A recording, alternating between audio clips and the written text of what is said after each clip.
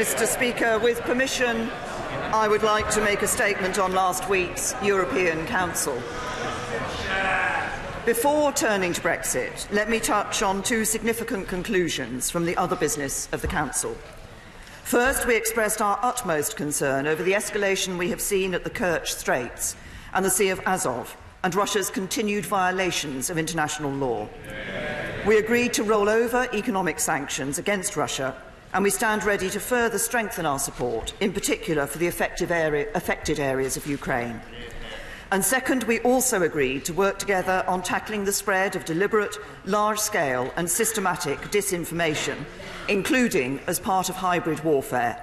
On this, I outlined some of the world-leading work that the UK is doing in this field. And I was clear that after we've left the European Union, the UK will continue to work closely with our European partners to uphold the international rules-based system and to keep all our people safe. And that is why it is right that our Brexit deal includes the deepest security partnership that has ever been agreed with the EU.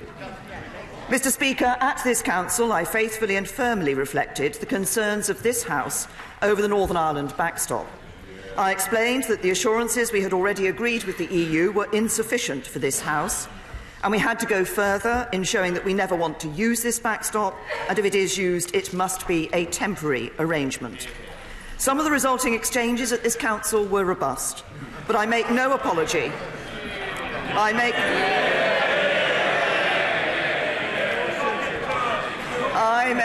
no apology for standing up for the interests of this House and the interests of our whole United Kingdom. In response, the EU27 published a series of conclusions. They made clear that it is their, and I quote, firm determination to work speedily on a subsequent agreement that establishes by the 31st of December 2020 alternative arrangements so that the backstop will not need to be triggered. The House will forgive me, but I think this bears repeating. The backstop will not need to be triggered. They underlined that if the backstop were nevertheless to be triggered, it would apply temporarily. They said that in this event, the EU would use its best endeavours to negotiate and conclude expeditiously a subsequent agreement that would replace the backstop. And they gave a new assurance in relation to the future partnership with the UK to make it even less likely that the backstop would ever be needed, by stating that the EU stands ready to embark on preparations immediately after signature of the withdrawal agreement to ensure that negotiations can start as soon as possible after the UK's withdrawal.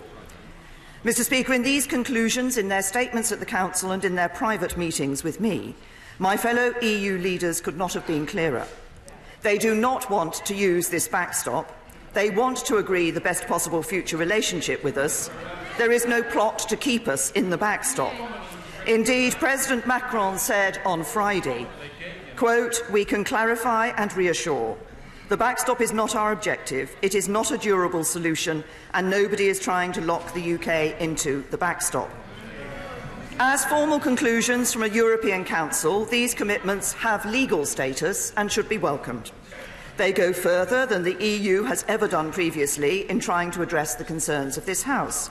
And of course, they sit on top of the commitments that we have already negotiated in relation to the backstop, including ensuring the customs element is UK-wide, that both sides are legally committed to using best endeavours to have our new relationship in place before the end of the implementation period, that if the new relationship isn't ready, we can choose to extend the implementation period instead of the backstop coming into force, that if the backstop does come in, we can use alternative arrangements, not just the future relationship to get out of it, that the treaty is clear the backstop can only ever be temporary, and that there is an explicit termination clause.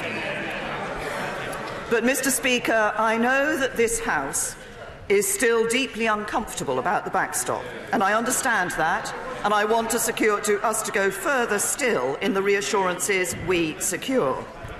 Discussions with my EU partners, including Presidents Tusk, Juncker and others, have shown that further clarification following the Council's conclusions is in fact possible. So discussions are continuing to explore further political and legal assurances. And we are also looking closely at new ways of empowering the House of Commons to ensure that any provision for a backstop has democratic legitimacy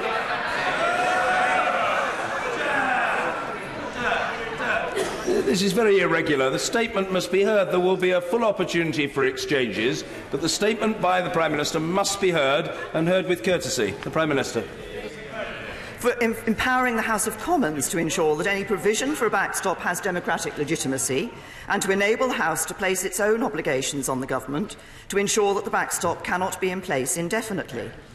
But it is now only just over 14 weeks until the UK leaves the EU, and I know many members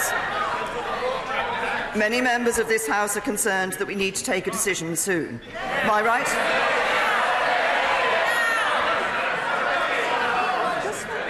My right honourable friend, the Leader of the House, will set out business on Thursday in the usual way.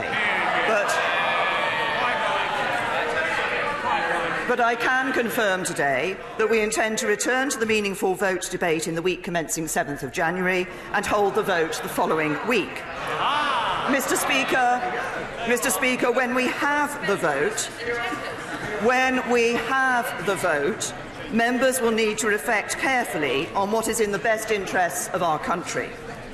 I know that there are a range of very strongly held personal views on this issue across the House, and I respect all of them. But expressing our personal views is not what we are here to do. We asked the British people to take this decision. 472 current members of this House voted for the referendum in June 2015, with just 32 voting against. And the British people responded by instructing us to leave the European Union. Similarly, 438 current members of this House voted to trigger Article 50 to set the process of our departure in motion, with only 85 of today's members voting against. Now, we must honour our duty to finish the job.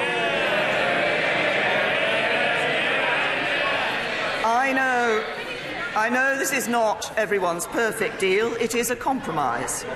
But if we let the perfect be the enemy of the good, then we risk leaving the EU with no deal. Of course, we have prepared for no deal. And tomorrow the Cabinet will be discussing the next phase in ensuring that we are ready for that scenario. But let us not risk the jobs, services and security of the people we serve by turning our backs on an agreement with our neighbours that honours the referendum and provides for a smooth and orderly exit. Avoiding no deal is only possible if we can reach an agreement, or if we abandon Brexit entirely. And as I said in the debate earlier this month, do not imagine that if we vote this down, a different deal is going to miraculously appear. If you want proof, look at the conclusions of this Council. As President Juncker said, it is the best deal possible and the only deal possible.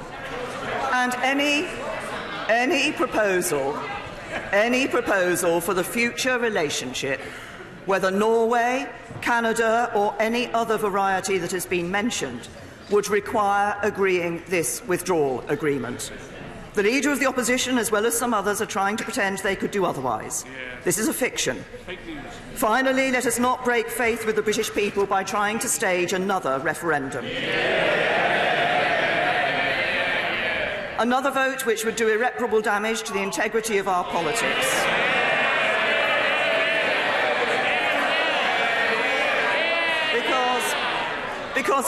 Order. There are many members of this House, including an illustrious chair of a select committee, who are heckling noisily and Mr. Angus Brendan McNeill, you're a cheeky chappy, but we need much less of the cheek and more by way of courtesy and listening to the Prime Minister. The Prime Minister. Thank you. Another vote which would do irreparable damage to the integrity of our politics, because it would say to millions who trusted in democracy that our democracy does not deliver. Another vote which would likely leave us no further forward than the last. And another vote which would further divide our country at the very moment we should be working to unite it. And let us not follow the Leader of the Opposition in thinking about what gives him the best chance of forcing a general election. For at this critical moment in our history, we should be thinking not about our party's interests, but about the national interest.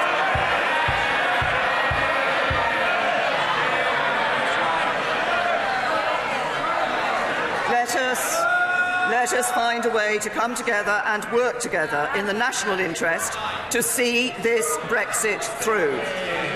Mr. Speaker, I will work tirelessly over these next few weeks to fulfil my responsibility as Prime Minister to find a way forwards. Over the last 2 weeks, I've met quite a number of colleagues, and I'm happy to continue to do so on this important issue, so we can fulfil our responsibilities to the British people. So together we can take back control of our borders, laws and money, while protecting the jobs, the security and the integrity of our precious United Kingdom. So together we can move on to finalising the future relationship with the European Union and the trade deals with the rest of the world that can fuel our prosperity for years to come. And so together we can get this Brexit done and shift the national focus to our domestic priorities, investing in our NHS, our schools and housing, tackling the injustices that so many still face, and building a country that truly works for everyone. For these are the ways in which together this House will best serve the interests of the British people, and I commend this statement to the House.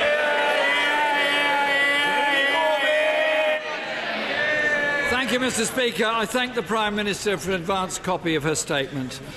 On Ukraine, as NATO has said, we need both sides to show restraint and de-escalate with international law adhered to, including Russia allowing unhindered access to Ukraine's ports on the Sea of Azov. Mr. Speaker, we face an unprecedented situation. The Prime Minister has led us into a national crisis. And if any more evidence was needed of why we face this grave situation, the Prime Minister demonstrated it last week's summit. There were some warm words drafted, and the Prime Minister even managed to negotiate those away to be replaced by words about preparing for no deal. Mr. Speaker, the Prime Minister boasted, "I had a robust discussion with President Juncker," but that cannot hide the cold reality that she achieved nothing. Standing at the dispatch box last week, the Prime Minister said, "I have made some progress." Mr. Speaker, she has not made any progress at all. The Prime Minister said so herself while still in Brussels, and I quote, "The EU is clear, as am I, that this is the deal." The European Commission has been categorical. It will not be renegotiated.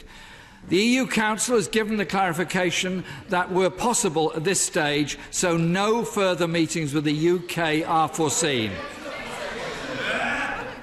The deal is unchanged and not going to change. The House must get on with the vote and move on to consider the realistic alternatives. There can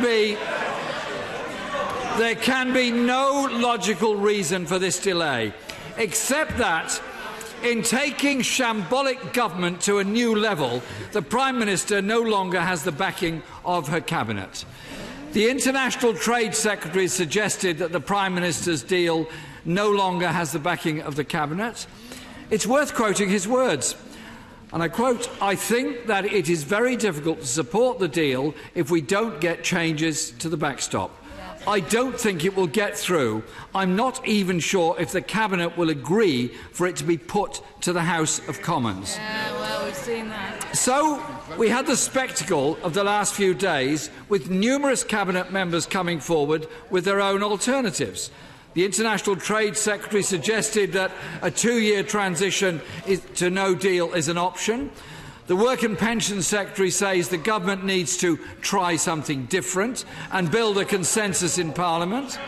The Attorney General is reported as saying he wants her gone and for the deal to be renegotiated, while the International Development Secretary is allegedly liaising with the ERG to launch an alternative option. Others are reportedly working on a second referendum. But even if Cabinet no longer backs the deal, then who knows what the options would be? So can the Prime Minister answer this? 1. Does her deal still have the confidence of the Cabinet? 2. Is Cabinet collective responsibility still in operation? 3. Does it remain government policy to avoid a no-deal outcome? Mr. Speaker, an unacceptable deal is on the table. No amendment has been secured, renegotiations have been rebuffed, and not even mere assurances have been offered. And the Prime Minister's shoddy deal no longer even has the backing of the Cabinet. The Prime Minister ran away from putting her deal before Parliament because even her own Cabinet has doubts, and she herself admits Parliament won't back it. So we're left edging ever closer to the 29th of March deadline without a deal and without even an agreed plan in Cabinet to get a deal. The Prime Minister has cynically run down the clock, trying to manoeuvre Parliament into a choice between two unacceptable outcomes: her deal or no deal. The country, workers and businesses are increasingly anxious. Even yesterday, the CBI said uncertainty is throttling firms and threatening jobs, not in the future, but right now. The British Chamber of Commerce has said there is no time to waste. A responsible Prime Minister would, for the good of this country, have put this deal before the House this week.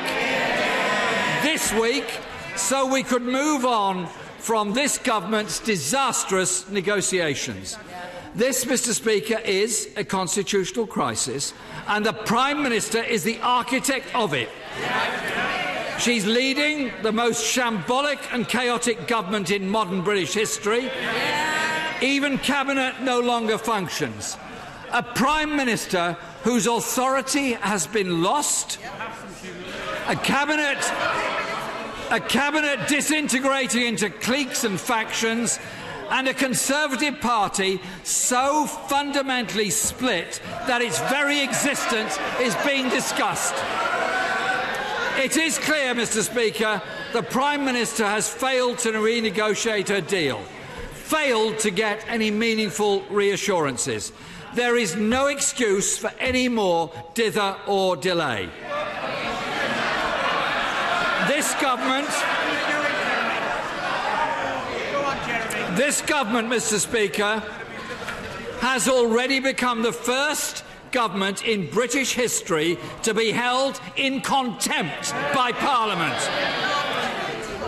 The debate on the meaningful vote was pulled at the last minute, and the Prime Minister has now wasted 5 weeks having achieved nothing.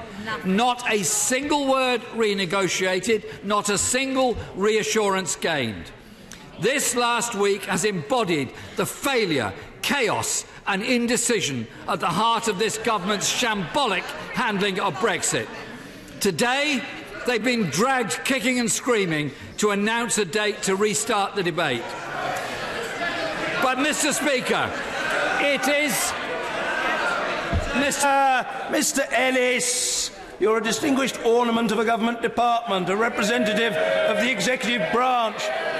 Be good, man. You can do so much better when you try. Mr. Jeremy Corbyn. But, Mr. Speaker, it is disgraceful that a month has been wasted since we were due to vote on the 11th of December. There can be no further attempts to dodge the accountability of government to this Parliament, Mr. Speaker. Thank you. Mr. Speaker, the right honourable gentleman asked me 3 questions during that response. Does the deal still have the confidence of the Cabinet? Yes. Does Cabinet collective responsibility still apply? Yes. Does the Cabinet want to avoid no deal? Yes, the Cabinet wants to ensure that we leave the European Union with a good deal, and that is this deal. The real indecision is the indecision at the heart of a Labour Party that has no plan and no alternative. And the national crisis is an opposition that is irresponsible, that puts his party interests first before the interests of the British people.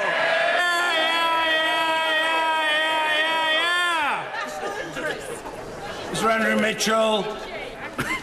It is clear, Mr. Speaker, is it not, that the deal which my right honourable friend has so assiduously negotiated is most unlikely to secure the support of this House of Commons.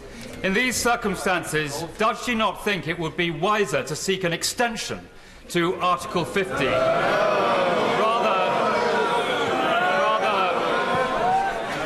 Not having the right honourable gentleman shouted down. I very gently say to a government whip, don't stand near the chair and shout at your colleagues. If you're going to do that, leave the chamber. We'll manage perfectly adequately without you. Mr. Andrew Mitchell. To seek an extension to Article 50 rather than to leave with no deal. Can I say to my right honourable friend that I don't think it's right to be seeking that extension of Article 50. I think what Parliament will be faced with is a decision to exercise its responsibility to deliver on the referendum vote, to deliver Brexit. I continue to believe that this is a good deal. Yes, we are seeking those further reassurances, but I continue to believe that we can leave with a good deal and that this is it. Mr. Ian Blackford. Thank you, Mr. Speaker. I thank the Prime Minister for advance sight of her statement, but I have to ask, where is the leadership? Yep. The phrase which is often used, we thought the Prime Minister had reached rock bottom, but she's still digging. Mr. Speaker, we have 4 sitting days left in this place before the Christmas recess. We are then left with a narrow window when we return in January to find a way forward out of the government's Brexit timetable. It cannot be done. After 2 years of negotiation, the Prime Minister has designed a deal that she knows that she cannot deliver. Yeah. It doesn't have the support of this House. Yeah. Mr. Speaker, it is time to call time on this government. Yeah. It is a laughingstock. Companies and their workers do not know if we're going to be crashing out of the European Union in 3 months' time. We've just over 100 days. 100 days to prepare for the risk of a no deal that most sensible folk would reject as being unacceptable. The Prime Minister is playing a game of brinksmanship. The European Council President Donald Tusk was clear when he said, I have no mandate to organise any further negotiations. What more does the Prime Minister need to hear to know that her deal is dead? This is embarrassing. The Prime Minister might be prepared to be embarrassed by the shambles, but the rest of us are not. Parliament needs to take control of this situation and seek to find a solution that prevents a risk to jobs and prosperity. It's the people of our countries that we are talking about. Today, Prime Minister tells us that there are no other options. That is not the case. Standing before Parliament ruling out another referendum on EU membership is an act of desperation from the Prime Minister. Knowing that she cannot get her own deal through this place, the Prime Minister wants to silence debate. Having taken away Parliament's voice, our rights to a meaningful vote, now the Prime Minister wants us to take the right of the people to vote away. Their democratic right to have their say. Their democratic right to change their mind. Mr. Speaker, I plead to the Prime Minister to put all options back on the table. Stop operating in isolation. Reach out and speak with the opposition parties. We all have a responsibility to protect our citizens. It is time, Prime Minister, to move beyond narrow party politics that this place operates with. It is time to operate in the interests of all our nations. I ask the Prime Minister to bring forward the meaningful vote on her deal before the Christmas recess. There is no reason to delay. Let us have that meaningful vote this week. And lastly, will she do the right thing and meet with me and other opposition party leaders this week? Collectively, this, Mr. Speaker, is the true test of this government's word. If we are to believe that we are a partnership of equals, then now today We must be heard. Thank you. Well, first of all, I'm happy to say to the right honourable gentleman, if he wants to come to talk to me about this issue, I'm happy to talk to him about it. But we do have a fundamental difference of opinion that was revealed in the response of his party to what I said in my statement. I believe we should deliver leaving the EU for the British people. He believes we should stay in the EU. So that's a fundamental difference that we have there. He talks about putting jobs and prosperity first. This deal does just that, but it delivers on the referendum while protecting jobs and prosperity. He says he doesn't want to leave with no deal. Well, the only way to ensure that you leave without having no deal is to support a deal. And can I just remind the right honourable gentleman gently that 56% of Scots voted for pro-Brexit parties. Dame Cheryl Gillan. The Independent Commission on Referendums published earlier this year and recommended that any second referendum on a subject should be specified in the legislation enabling the first referendum so that the requirement for or possibility of a second referendum and the reason for it is clear to the electorate before the first vote takes place. Very good. Would the Prime Minister agree that no such provision was made and that calling for a second referendum at this stage is merely a ruse to try and reverse the result and is not in the nation's Thank you, Mr. Speaker. Can I say to my right honourable friend that I'm grateful to her for pointing that out to the House. Of course, it is absolutely the case that there was no suggestion when the referendum was put to the people in 2016 that there might be a second referendum. People were told, they were led to believe that their vote would be delivered by the government of the time subsequently, and that's what I believe it is certainly in our interest as a government to do, to deliver on that vote and leave the European Union. Sir Vincent Cable. The Prime Minister may be aware that the bookmakers has been offering 66 to 1 against a deal passing Parliament, but even money on a referendum and even money on her then winning it. Could it be that the Cabinet Ministers who were known for preparing for a referendum are not being disloyal to her, but simply better at maths? Yes.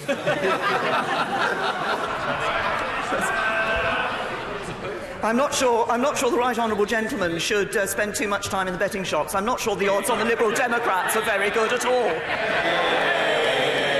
Sir William Cash.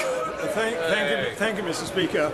Will the Prime Minister confirm, despite the European Council's own so-called legal endorsement of the withdrawal agreement, which they state is not open for renegotiation, that as respects the UK itself, this agreement has not been initialled or signed by herself as Prime Minister and is only a draft, being no more than a political agreement under which nothing is agreed until everything is agreed, including the backstop, and therefore she can still walk away? I can certainly confirm to my honourable friend that obviously this is a deal that has been negotiated between the UK and the European Union, but it does have to go through certain processes in order to be ratified. Part of that is ratification here in the United Kingdom Parliament, and part is ratification in the European Parliament. And of course it is those processes that lead to the final agreement and the withdrawal agreement. Mr. Nigel Dodds. I'm sure the Prime Minister will agree that EU Council conclusions and declarations are, of course, political statements, and they've talked about clarifications, reassurances, but ruled out renegotiating, contradicting or reopening the legal text. Indeed, they even struck out language saying that the backstop didn't represent a desirable outcome for the EU27. So will the Prime Minister today tell us exactly and precisely what she is actually asking for to deliver on the key concerns about the legally binding indefinite nature of the backstop, with no right for this country to exit it on its own terms? Yes, what I'm asking for is to ensure that we can deal with the concerns that the Right Honourable Gentleman and other members of this House have expressed about the issue of whether the backstop could be indefinite or would be indefinite. So there's two ways to deal with that. The first is to ensure that arrangements are brought in place to ensure the backstop is not triggered in the first place, and the second is to ensure that if it is triggered, then it is only temporary. And it is further assurances, as I said in my statement, political and legal assurances in relation to those issues, which can be achieved in a number of ways, but it's further political and legal assurances in relation to those issues that I'm seeking. Justine Greening. Thank you, Mr. Speaker. As others have said, on Thursday it will be 100 days until Britain leaves the European Union. At the moment we have no deal and no plan B. Yep. This is a constitutional crisis because this House is not being allowed to express its will on behalf of our communities who around the country are telling us that they reject this deal. That is why MPs want to be able to vote against it. So can I say to the Prime Minister that it's pointless criticising other members in this House who are coming up with other solutions, whether a second referendum, whether Canada, whether Norway. We are, as a Parliament, trying to find a solution through the political cul-de-sac and mess that we now find this country in. It was clear back in the summer that the Prime Minister's deal was not going to succeed. Yes. She now isn't just listening, she's not allowing debate. This is totally unacceptable. Will she agree to bring her vote before this House before Christmas so that she can reflect on the outcome over the Christmas break and then leave? Well said. I say to my right honourable friend, and I know that she and I think, have a difference of opinion in relation to the issue of a second referendum, but can I say to my right honourable friend that, of course, I've indicated when the vote will be brought back to the House. There will be necessary for the usual channels to agree what the business motion would be and how many days of debate would be available for that. We are not trying to stop debate. What I am trying to do...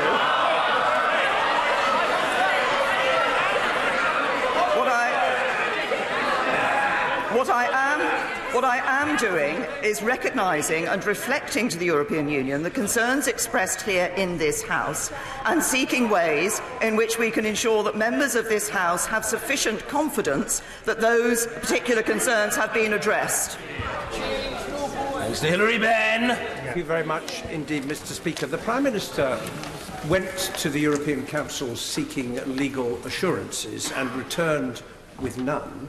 And the next Council meeting scheduled is in the 3rd week of March.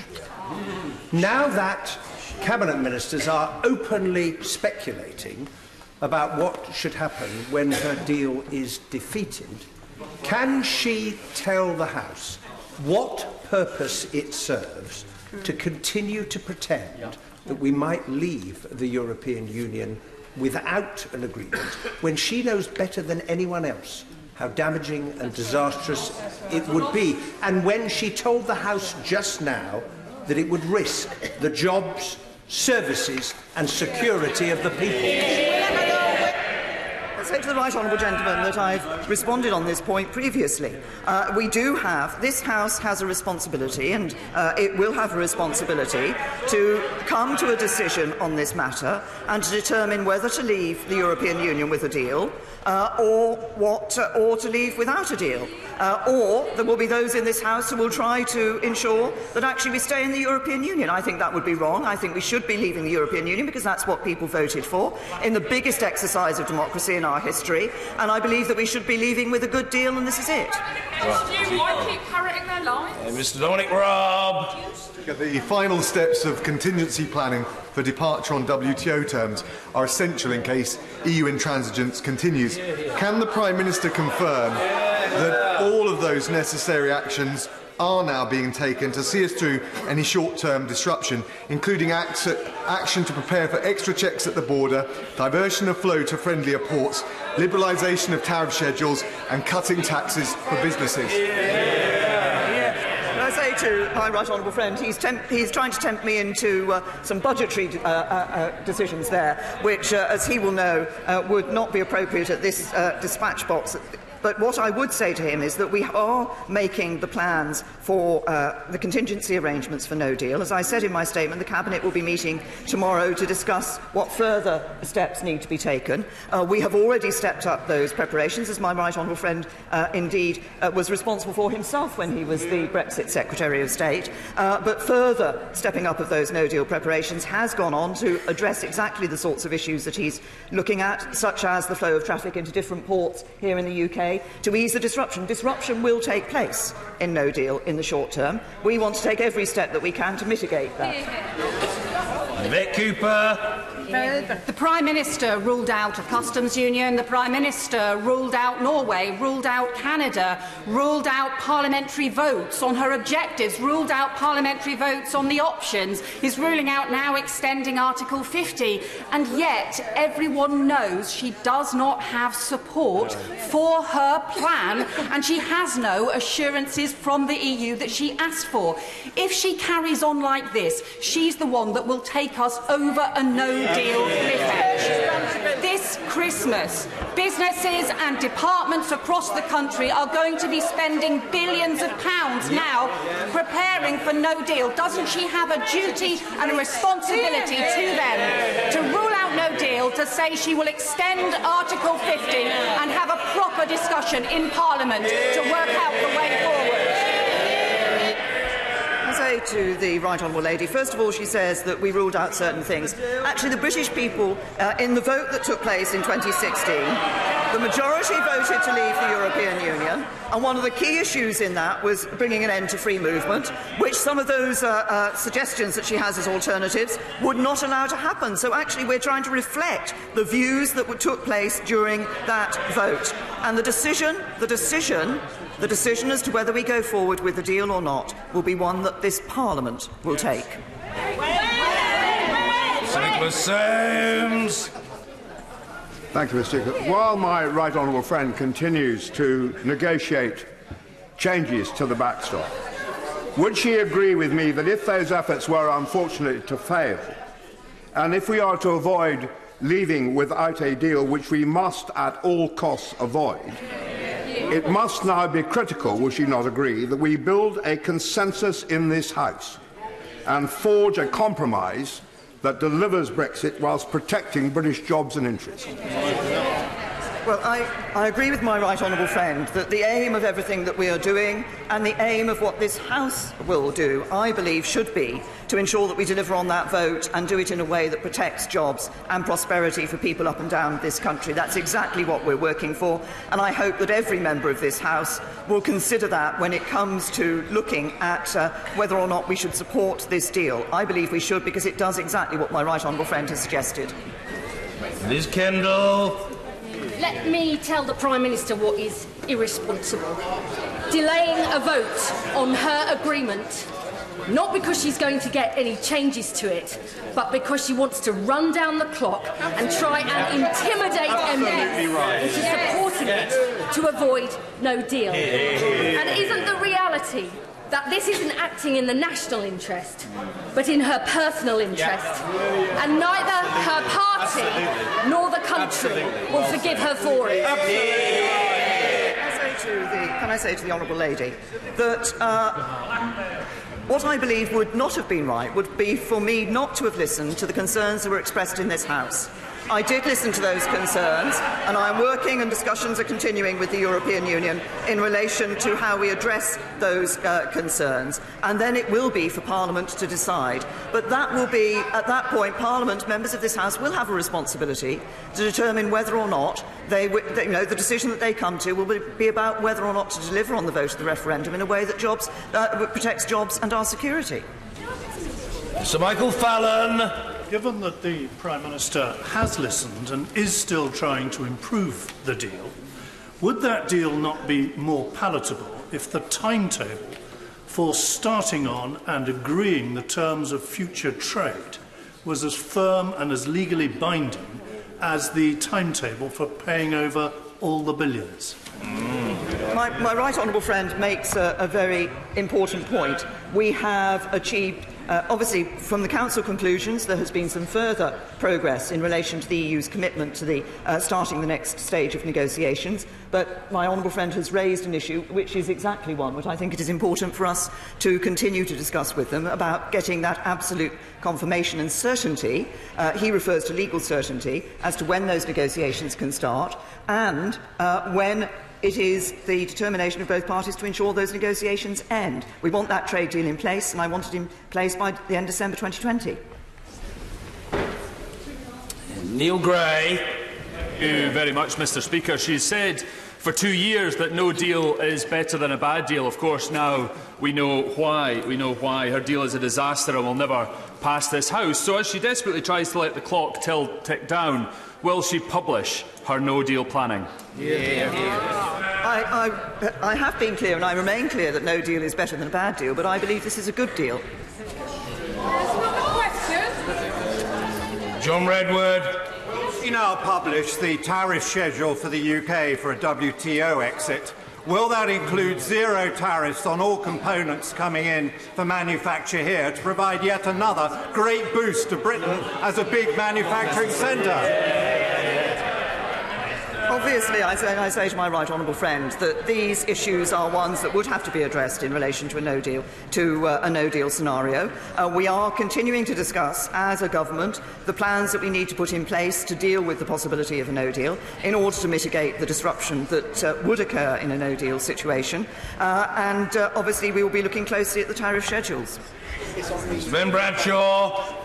How much will it cost the NHS, our other public services and thousands of businesses up and down this country as they are forced to activate their no-deal contingency plans because of her reckless time wasting? Can I say to the right honourable gentleman, responsible government is about ensuring that contingency arrangements are put in place.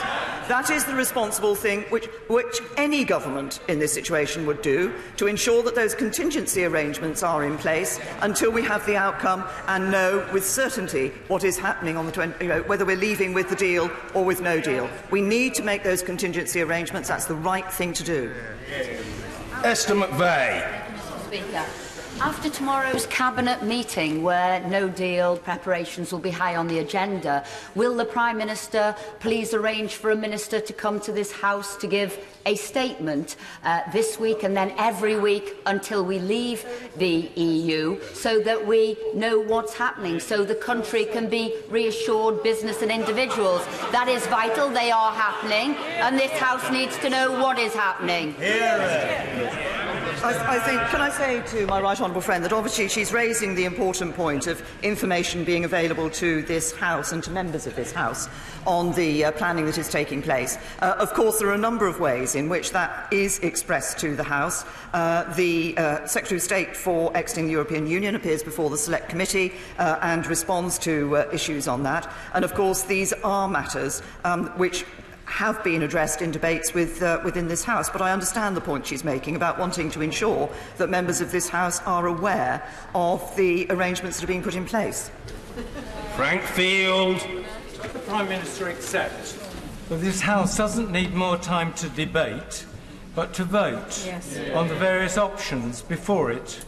Might she not therefore agree that we vote as soon as possible on the amendments the Speaker will choose of those tabled? And if she's unwilling to do that, might the opposition parties think how they can use their time they have to debate on the floor of the House to actually bring forward that vote? And if members actually agree with this line of action, might they sign the motion that's on the order paper in my name? I thank the right honourable gentleman for his question. Obviously, the intention is to have a proper number of days for debate when the vote is brought back in January. At that stage, of course, how the matter is put before the House will depend on the further discussions that have taken place with the European Union. And as we've always said, any motion on this issue is, of course, amendable by members of the House. Sir Patrick McLaughlin. We're told the United Kingdom doesn't want the backstop. We're told the European Union doesn't want to enter the backstop. What on earth is stopping the European Union giving us a legal guarantee that such a backstop would only last for a very short time? Can I say to my right honourable friend, it is exactly that further political and legal assurance that we're looking at in relation to this. There have been very clear statements from the European Union in relation to this. Those have been reiterated after not only in the Council conclusions but after the Council conclusions as well. The best way to stop the backstop coming into place, of course, is to have a firm date for introducing the future relationship. That is currently the intention is that is currently 31st of December 2020, and we'll be continuing to discuss what further assurances we can get on this point. Mr. Chris Leslie. When precisely will the Prime Minister be securing this miracle on 34th Street guarantee from the European Union that she's going to come back with on the backstop before the 7th of January? If she does come back with that, will the House be debating it on a fresh government motion? And in terms of her commitment to come back on the 7th of January to start the debate, is that a promise? Say to the right honourable gentleman, first of all, the business motion will, of course, and the way in which the debate is to be dealt with by this House will, of course, be discussed with through the usual channels. I said we would be starting that debate in that first week, with a vote in the following week. The right honourable gentleman asked me about the timetable. Discussions are continuing with the European Union, and I expect those to continue into the new year. Dr. Sarah Wollaston. Speaker, here's what would do irreparable damage to the integrity of our politics, and that is to run down the clock and to end up forcing through a deal which 48% didn't want because they didn't want to leave the European Union, but also the majority of those who voted for Brexit don't want. Yes. The mathematics of this just simply don't stack up. The majority in this House and in the wider country doesn't want this deal. So can I ask the Prime Minister to get on with it so that we can actually vote on this and then look at practical alternatives? Say to my honourable friend that, as I've indicated in my statement, we will bring that vote back in the second week in January. It's our intention that the debate will start in the previous week, in the first week of January. I think it is important, as I said earlier, that I have listened to the House. I suspect, honourable members, had I not listened to the House and been starting the work to try and get those further assurances from members of this House, then that would have been an issue that people would have raised. I think it's the government are doing exactly what we said we would, which is working with the EU for those further legal assurances. Speaker, we now know what the plan is. Having failed to win support for the deal in Parliament and having failed to get any meaningful change to it at the European Council last week, the Prime Minister now simply wants to run down the clock and intimidate Parliament into choosing between a bad deal and the disaster of no deal. I put it to the Prime Minister that it is wrong to threaten and intimidate Parliament in this way. More importantly, it is reckless to take options off the table, as she's tried to do today, that could prevent the disaster of no deal for the country. The right honourable gentleman. Whatever the point at which this House faced the meaningful vote, it will be a decision for members of this House as to whether to accept the deal or to whether to. There are some who would prefer to see an action taken so that we don't leave the European Union. I think that would be wrong. I think it would be right. What I believe is right is that we deliver on the referendum, and the question will be for members of this House as to whether they accept that responsibility to come to a decision. At the moment, there have been lots of ideas around this House about what should happen. No alternatives that actually deliver on the referendum in a way that protects jobs. That's what the deal does. But it will be a decision for individual members of this House to bear the responsibility that they have.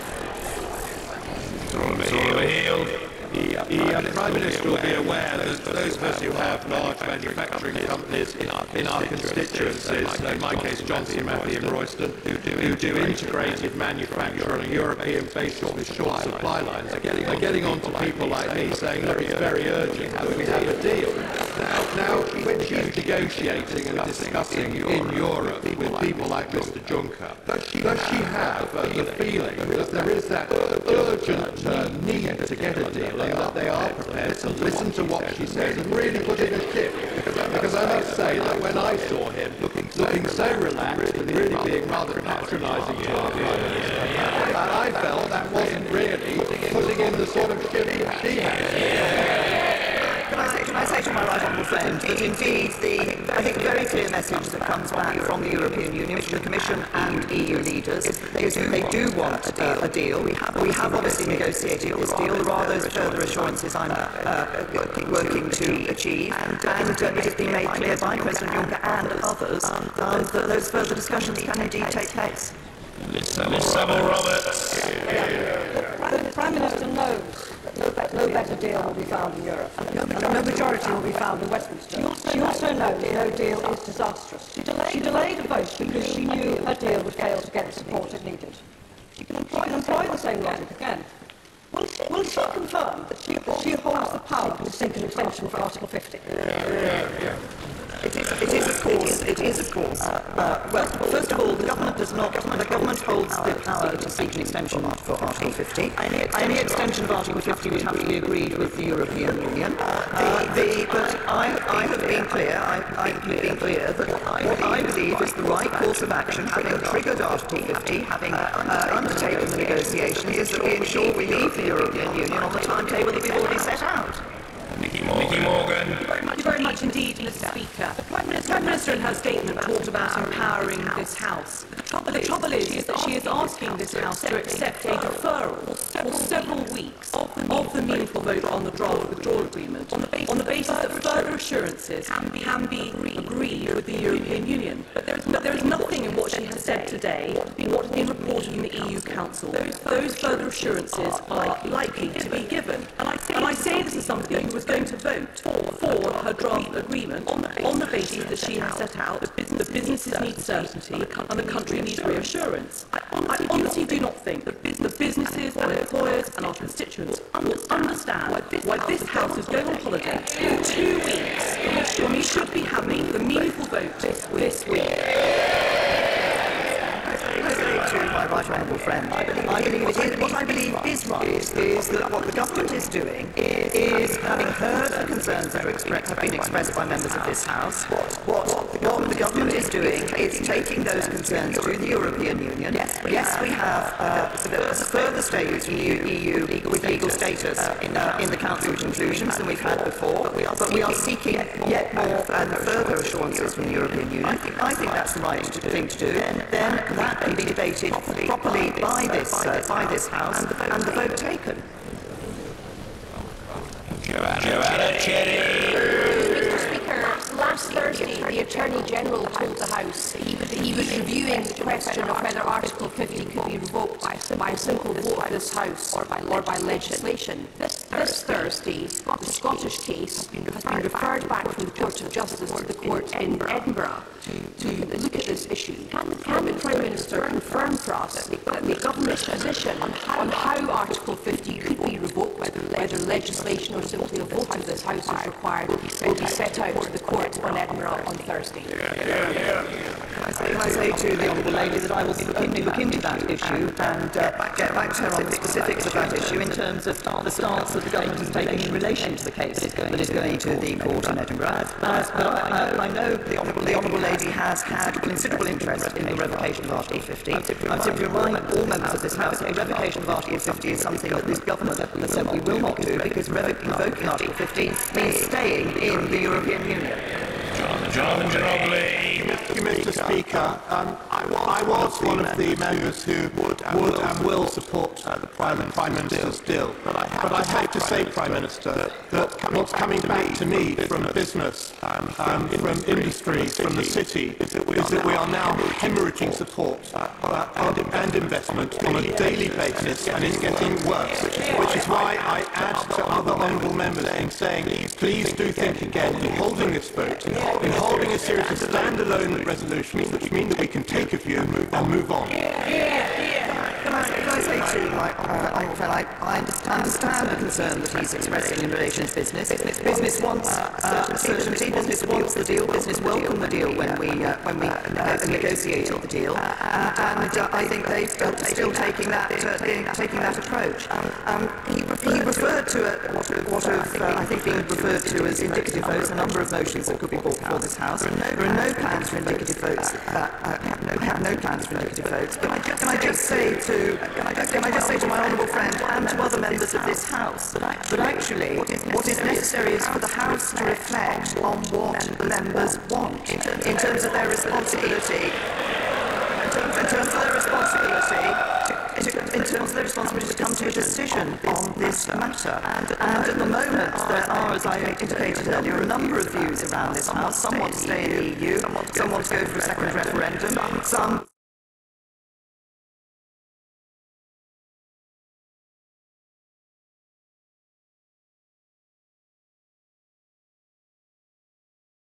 because they would require us to make clear the basis on which we're withdrawing from the European Union. Angela Smith. Mr. Speaker, the Prime Minister last week admonished Jean-Claude Juncker for his use of the word nebulous. But there are many people in this House who would take issue with her use of the word meaningful, because there's nothing meaningful about a vote which forces members of this House to choose between her deal and no deal. So when is the Prime Minister going to stop digging, start listening and building a consensus with members across the House to get us out of this mess? Can I say to the Honourable Lady that it was always going to be the case, whenever the vote came before this House, that members of the House would have a decision as to whether to support the deal that had been negotiated with the European Union or not, with the consequences that failure to support that deal would bring. And that is the same whenever that vote is taken. Dr. Julian Lewis. Does the Prime Minister recall telling the House on the 3rd of December that the £3 to £4 billion set aside in the budget for contingency no-deal planning was about to be allocated in the next few days to relevant departments? Has that allocation been made, and is the money now available for essential contingency planning? Yes, I do recall saying that. I say to my honourable friend that, of course, the 18-19 financial year allocations are in place and money is being spent. What I think he was referring to and I was referring to was the 19-20 allocations. Negotiations on those are well advanced. A number of departments have settled, and we expect to be in a position to confirm all of those shortly. George Howarth. Last Friday, a constituent said to me that although she had voted to leave in the referendum in 2016, she now wanted to register the fact that she'd now changed her mind, as she put it, for the sake of her grandchildren. If it emerges that a significant number of people, previous Leave voters, have reached the same conclusion, which would be more democratic? Allowing them the opportunity to change their mind or pressing on regardless? The right honourable gentleman. And I also hear from people who are in the opposite position. They voted to remain and now say they would vote to leave the European Union. The fact is, the simple fact is, that if there were a second referendum, which came out with the same result, would those honourable members who wish people to be given the chance to think again continue to say that there should be a referendum? If it came out with a different result, I think there would be many people who would say, actually, how many referendums shall we have? How many referenda shall we have? We had the referendum, and I believe it's our duty to deliver on it. Anna Seabury. The problem is, Mr. Speaker, there is a consensus in the country. And that consensus is that this is one unholy mess, and a solution has to be found. And the Prime Minister still hasn't told us what her plan B is. Does she not understand that if we leave the European Union, not having a people's vote, knowing what Brexit looks like, and then it turns out that the people of this country, knowing what Brexit looked like, didn't want us to leave the European Union, it would be the biggest betrayal of democracy in this country. And the people of this country, especially the young people, would never forget nor forgive us, especially this party.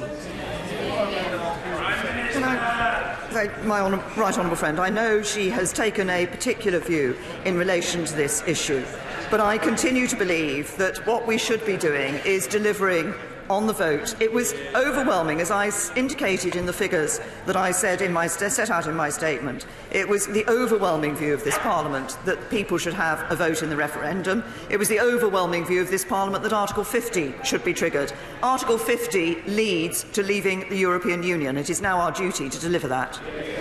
Caroline Lucas. Thank you, Mr. Speaker. How does the Prime Minister have the gall to accuse those of us who want more democracy of breaking faith with the public, when she herself has turned faith-breaking into a new art form?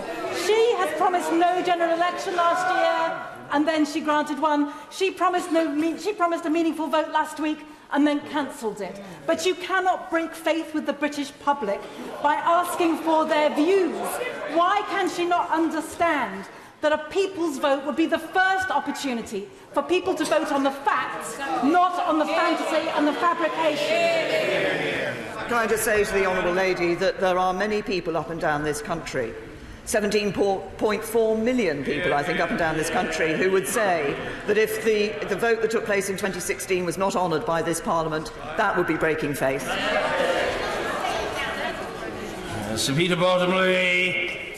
The outcome, as our honourable friend has said, is either we leave without having an agreement to leave and transition and future arrangements, or we go somehow back to having an attempt by some to reverse the result of the referendum, or we have to deal with the agreements which are being negotiated now.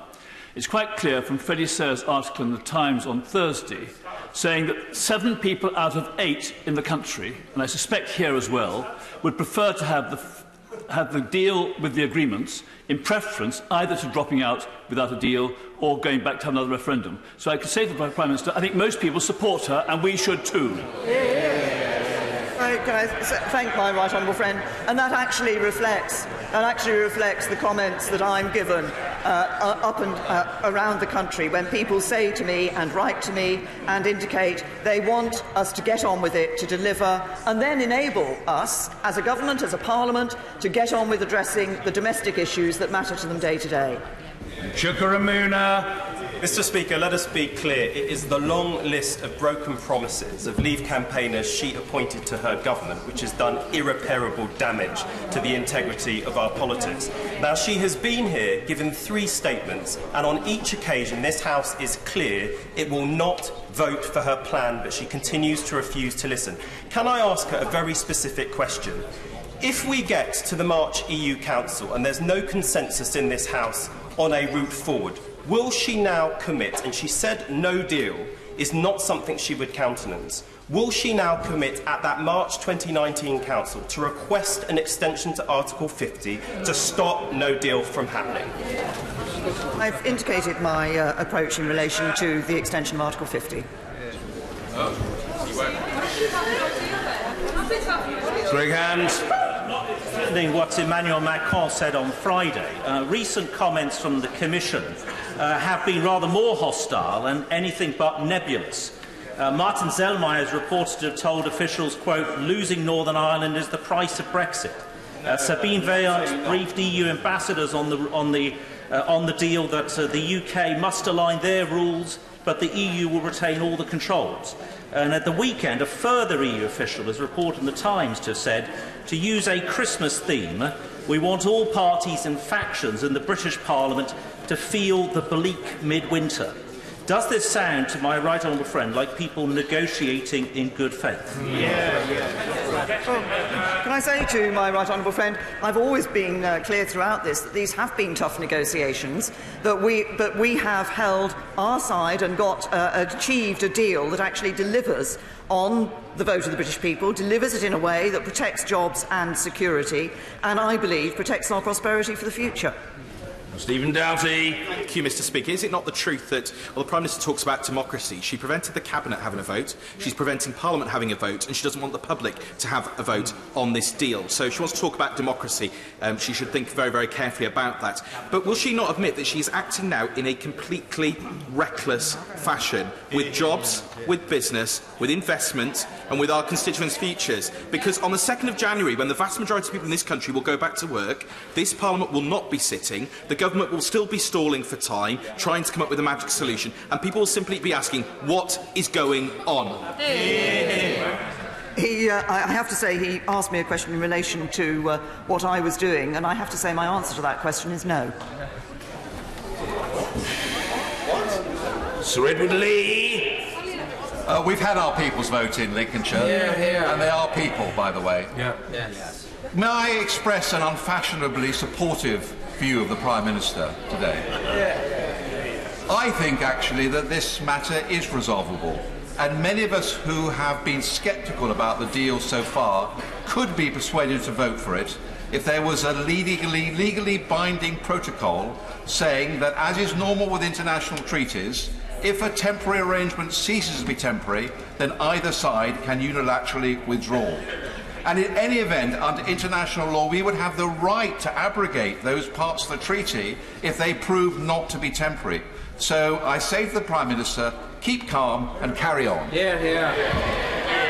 I thank my right honourable friend for his comments, and also reflect the fact that I think he has himself, in the amendment that he put down to the motion, reflected the view that he has just expressed. And there are many ways in which we can achieve what everybody, I think, who is concerned about the backstop wants, which is to make sure that if it is used, it is only temporary. I want to try to make sure it's not used at all. Mr. Barry Sherman. Is the Prime Minister aware that many people in our country feel that they were conned over the last referendum by a combination of fraudsters, cheats, foreign money, and dissembling about the real truth of the challenges our country's faced? Could she also know that many of us feel it is tragic to see her so isolated from her party, from this Parliament and the people in the country? Will she change her mind, as I have done, and go for a people's vote and a people's choice on the facts, not on the theory? No, I've already made my views clear. I mentioned it in the statement in relation to the concept of a second referendum. I think we should be delivering on the referendum that took place in 2016. Sir Hugo Swire. Speaker, my right honourable friend has said she's going to be stepping up work to mitigate any disruption in the event of a no deal, and the Cabinet will be discussing that tomorrow. Given the fact there are just over 100 days to go, we have the Christmas and the New Year break. Can she inform this House and the watching country how many meetings of COBRA there will be, how many she will chair, and whether there will be meetings throughout the Christmas and New Year break of Cabinet Ministers and COBRA to plan for this? I say to my honourable friend, there have already been fortnightly meetings taking place. That will move to a more regular rhythm in January as we continue to step up the preparations for no deal. Mr. Speaker, can I welcome the Prime Minister ruling out a second referendum when we haven't actually implemented the first? And can I also congratulate her that she didn't get her hair ruffled by President Juncker the way he seems to do to everybody? But can I just ask her, has she had a word with her Chancellor of the Exchequer, who really, when he called people who voted leave, 17.4 million people, he implied they were extremists? Have you had a word with him to make sure that he is not going to take that attitude to decent people across the country?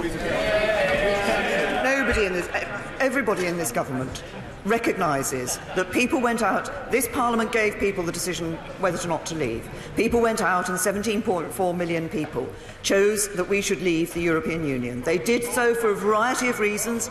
Ending free movement was for many of them, but just also for many of them, I think that concept of wanting a United Kingdom able to stand independent in the world, make those trade deals around the rest of the world, but free of the bureaucracy of Brussels, was another reason why people wanted to do that. They did that with their hearts and with their heads and with the best of intentions, and it's our job to actually deliver on the vote that they gave. Jacob Rees-Mogg. By your leave, Mr. Speaker, may I congratulate the Prime Minister on winning the confidence of the Conservatives in this House last week, and assure her that she therefore commands my confidence too. On the issue of the second referendum, better known as the loser's vote, I support the Prime Minister's opposition to this, not only because it is undemocratic and would be divisive, but also because it would be very hard to deny a second referendum in Scotland if we had a second referendum on membership of the European Union. Can I say my honourable friend, I think, makes a good point. We have a record over the years on a number of referendums. We have accepted the decisions that people have taken. We have not gone back to them with a second referendum, and I think he's absolutely right, and may I thank him for his remarks at the beginning of his question. Luciana Berger. Thank you, Mr. Speaker. We've been told there's going to be a 34-day delay from when we were supposed to have the meaningful vote last Tuesday until the new date now on the 14th of January. There's clearly not going to be any substantive changes to the withdrawal agreement. We all know what the outcome of that vote will be, and it's irresponsible for the Prime Minister to prolong this uncertainty while not ruling out a no-deal Brexit. Further to the question from my honourable friend from Exeter, can I ask her again, what is the cost to our country of pressing the button on the no-deal contingency plans, which we know many businesses and public services across the country, including our NHS, now have to trigger before Christmas? I say to the honourable lady the same answer that I gave to her right honourable friend, the member for Exeter, which is that these are plans that it is sensible for government to make as contingency arrangements in the circumstances that we have. If the honourable lady and other members of this House wish to ensure that we don't leave the European Union without a deal, then the only way to do that is to support a deal. Vicky Ford. Thank you, Mr. Speaker. 27 Prime Ministers across Europe have agreed unanimously to offer the UK the deepest trade agreement they have ever offered. 5 of those Prime Ministers are from sister parties to the British Labour Party. 7 of them are from sister parties to the British Liberal Democrat Party. Does our Prime Minister agree that for the best way to avoid a hard Brexit, the best way for parties opposite to avoid that is to look again at the deal that has been offered by Prime Ministers across Europe? Yes, can I echo the comments of my honourable friend? I think she's absolutely right. And I understand there are those in those sister parties to parties on the opposition benches who have been talking to them and encouraging them to see that this is a deal that does deliver a far wider and more ambitious trading arrangement than has ever been offered to any other third country. Stella Creasy. Thank you, Mr. Speaker. For weeks now, the Prime Minister has been clear about what her deal is. For weeks now, the European Union has been clear about what deal they will offer. For weeks now, this House has been clear about what they will reject. But it's not true that nothing has changed, because it's very clear what little support the Prime Minister had left on her own benches is ebbing away by the hour. Because when we know, well, cheer if you want, gentlemen, but it's not happening, is it?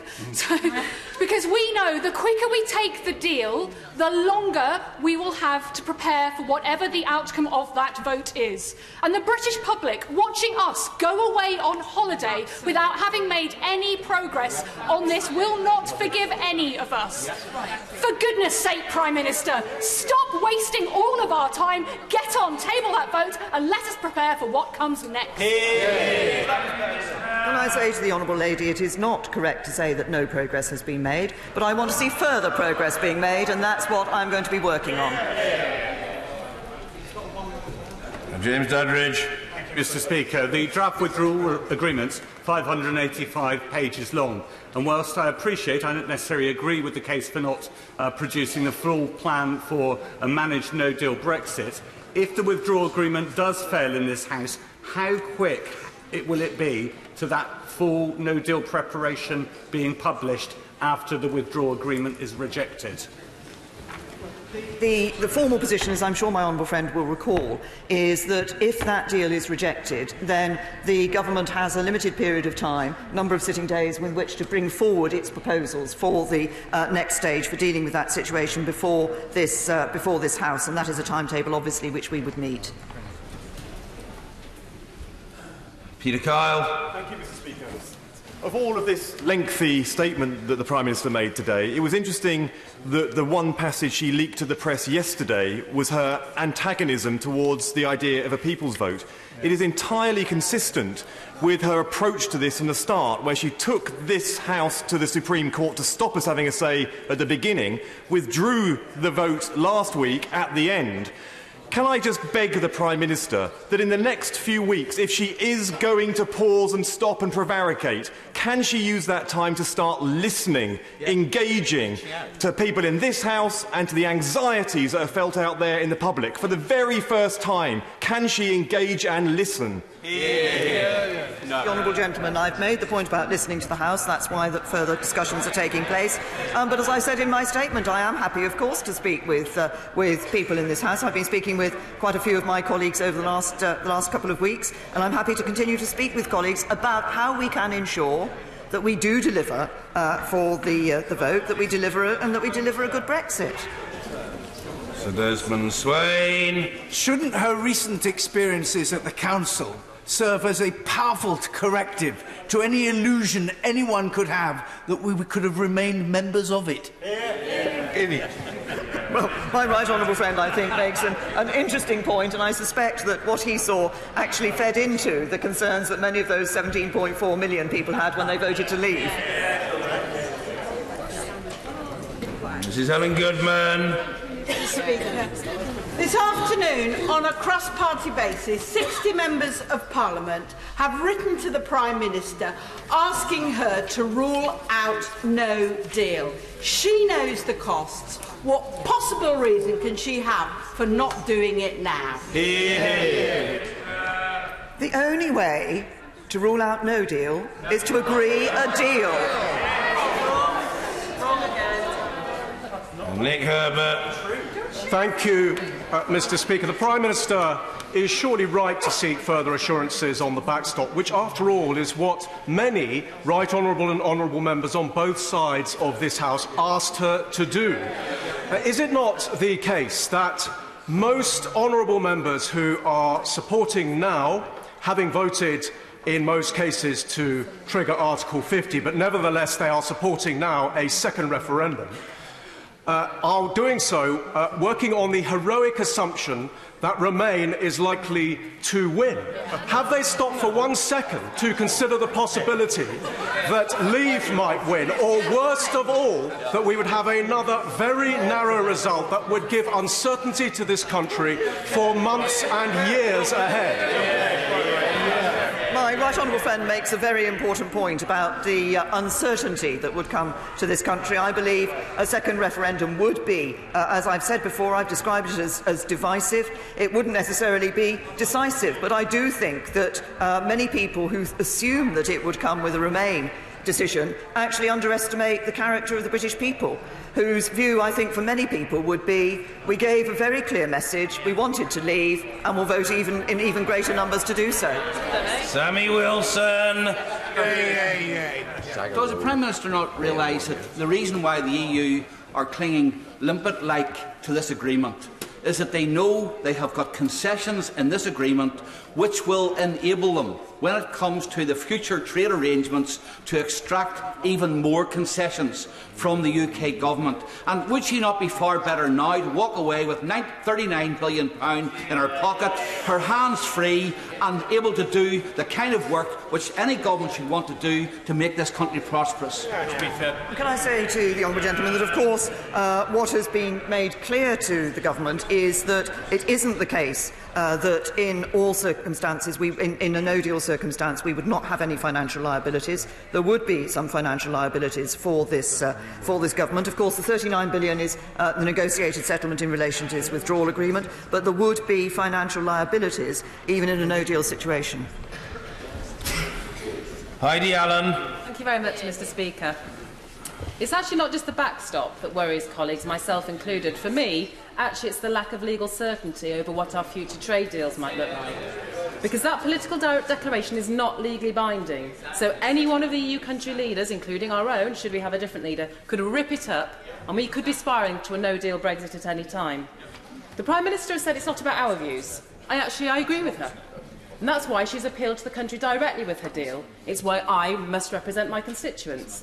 But if she really believes in the views of constituents being the most important thing, then surely the right thing to do, dare I say the democratic thing to do, is to be honest and grown up and display proper engagement with people, and that means checking with them that they are content with her deal.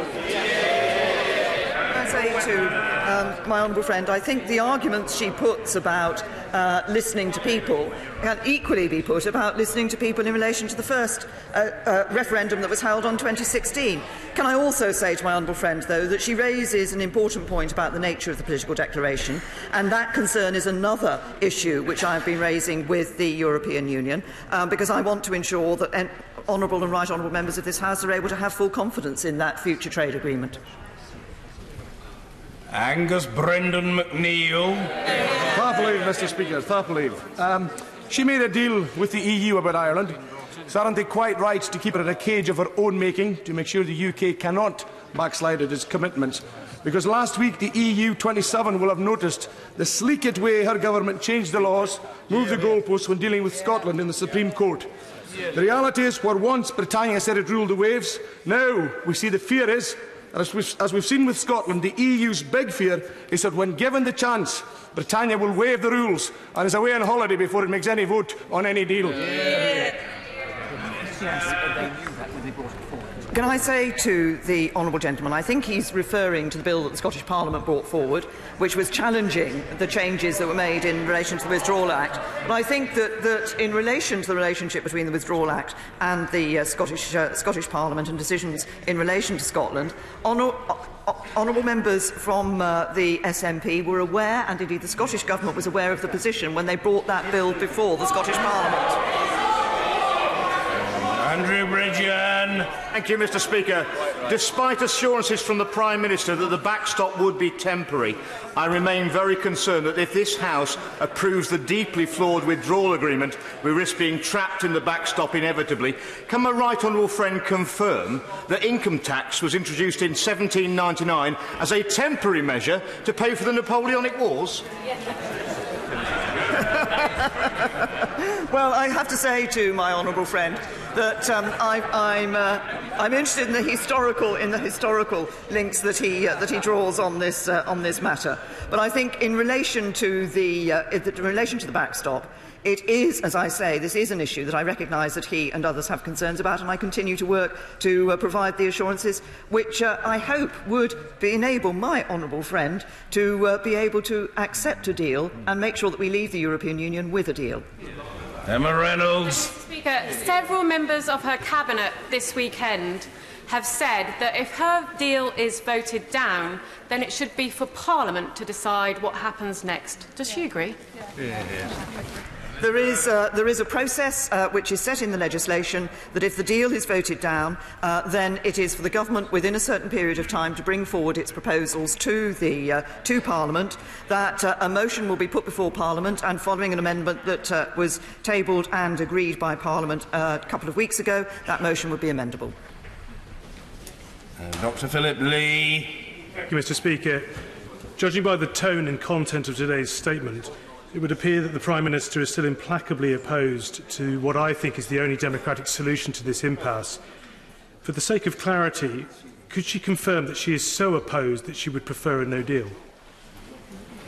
What I want to see happening, and what I prefer, is for us to leave the European Union on the basis of a deal, on the basis of a good deal, and I believe this is a good deal. Tom Brake. Both the Prime Minister and the Leader of the Opposition know there's no point in kicking this can down the road. Nothing is going to happen over Christmas and the New Year.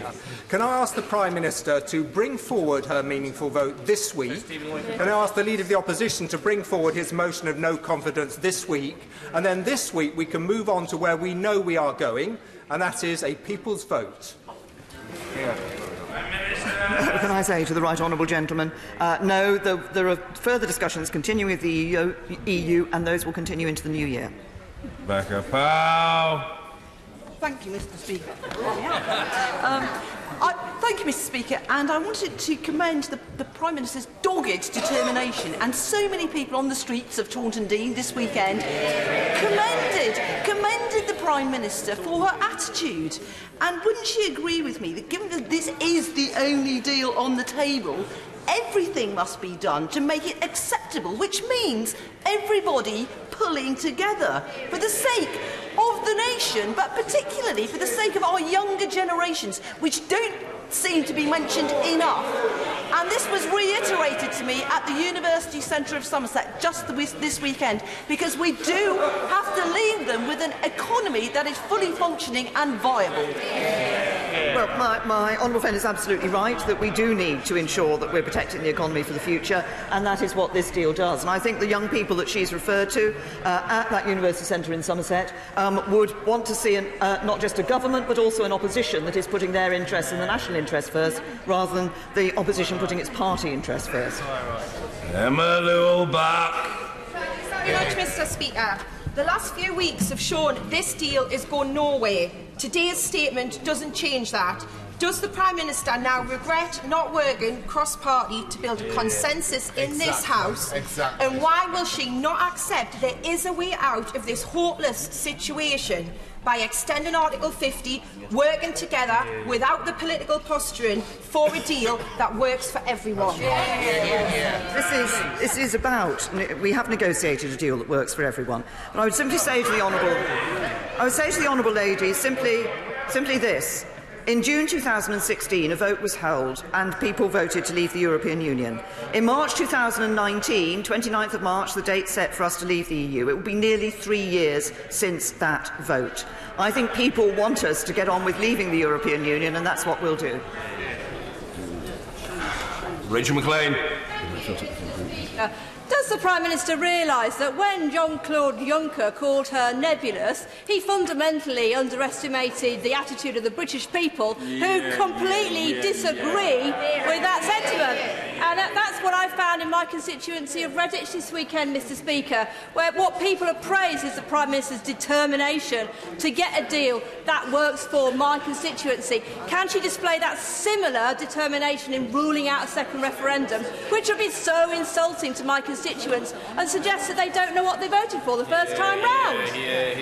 Well, I think my honourable friend makes a very important point, that those who, many of those who advocate a second referendum are many people who voted to leave in the referendum in 2016 would say exactly that. They knew what they were voting for. They voted for what they believed was right for this country, and actually they want a government that delivers that. Phil Wilson. Thank you, Mr. Speaker. I've asked the Prime Minister before if her deal is better than the one that we have now, to which she can't give a straight answer because I think she knows the answer is no. What undermines the integrity of our democracy, Prime Minister, is to ask eventually members of this House to knowingly vote for something that will make their constituents poorer. Not those in this House who want the people to have the final say on whether they actually want that to happen in the first place. Prime Minister, is your deal better than the one we have now? And if it is, can we have the vote on the meaningful vote this week?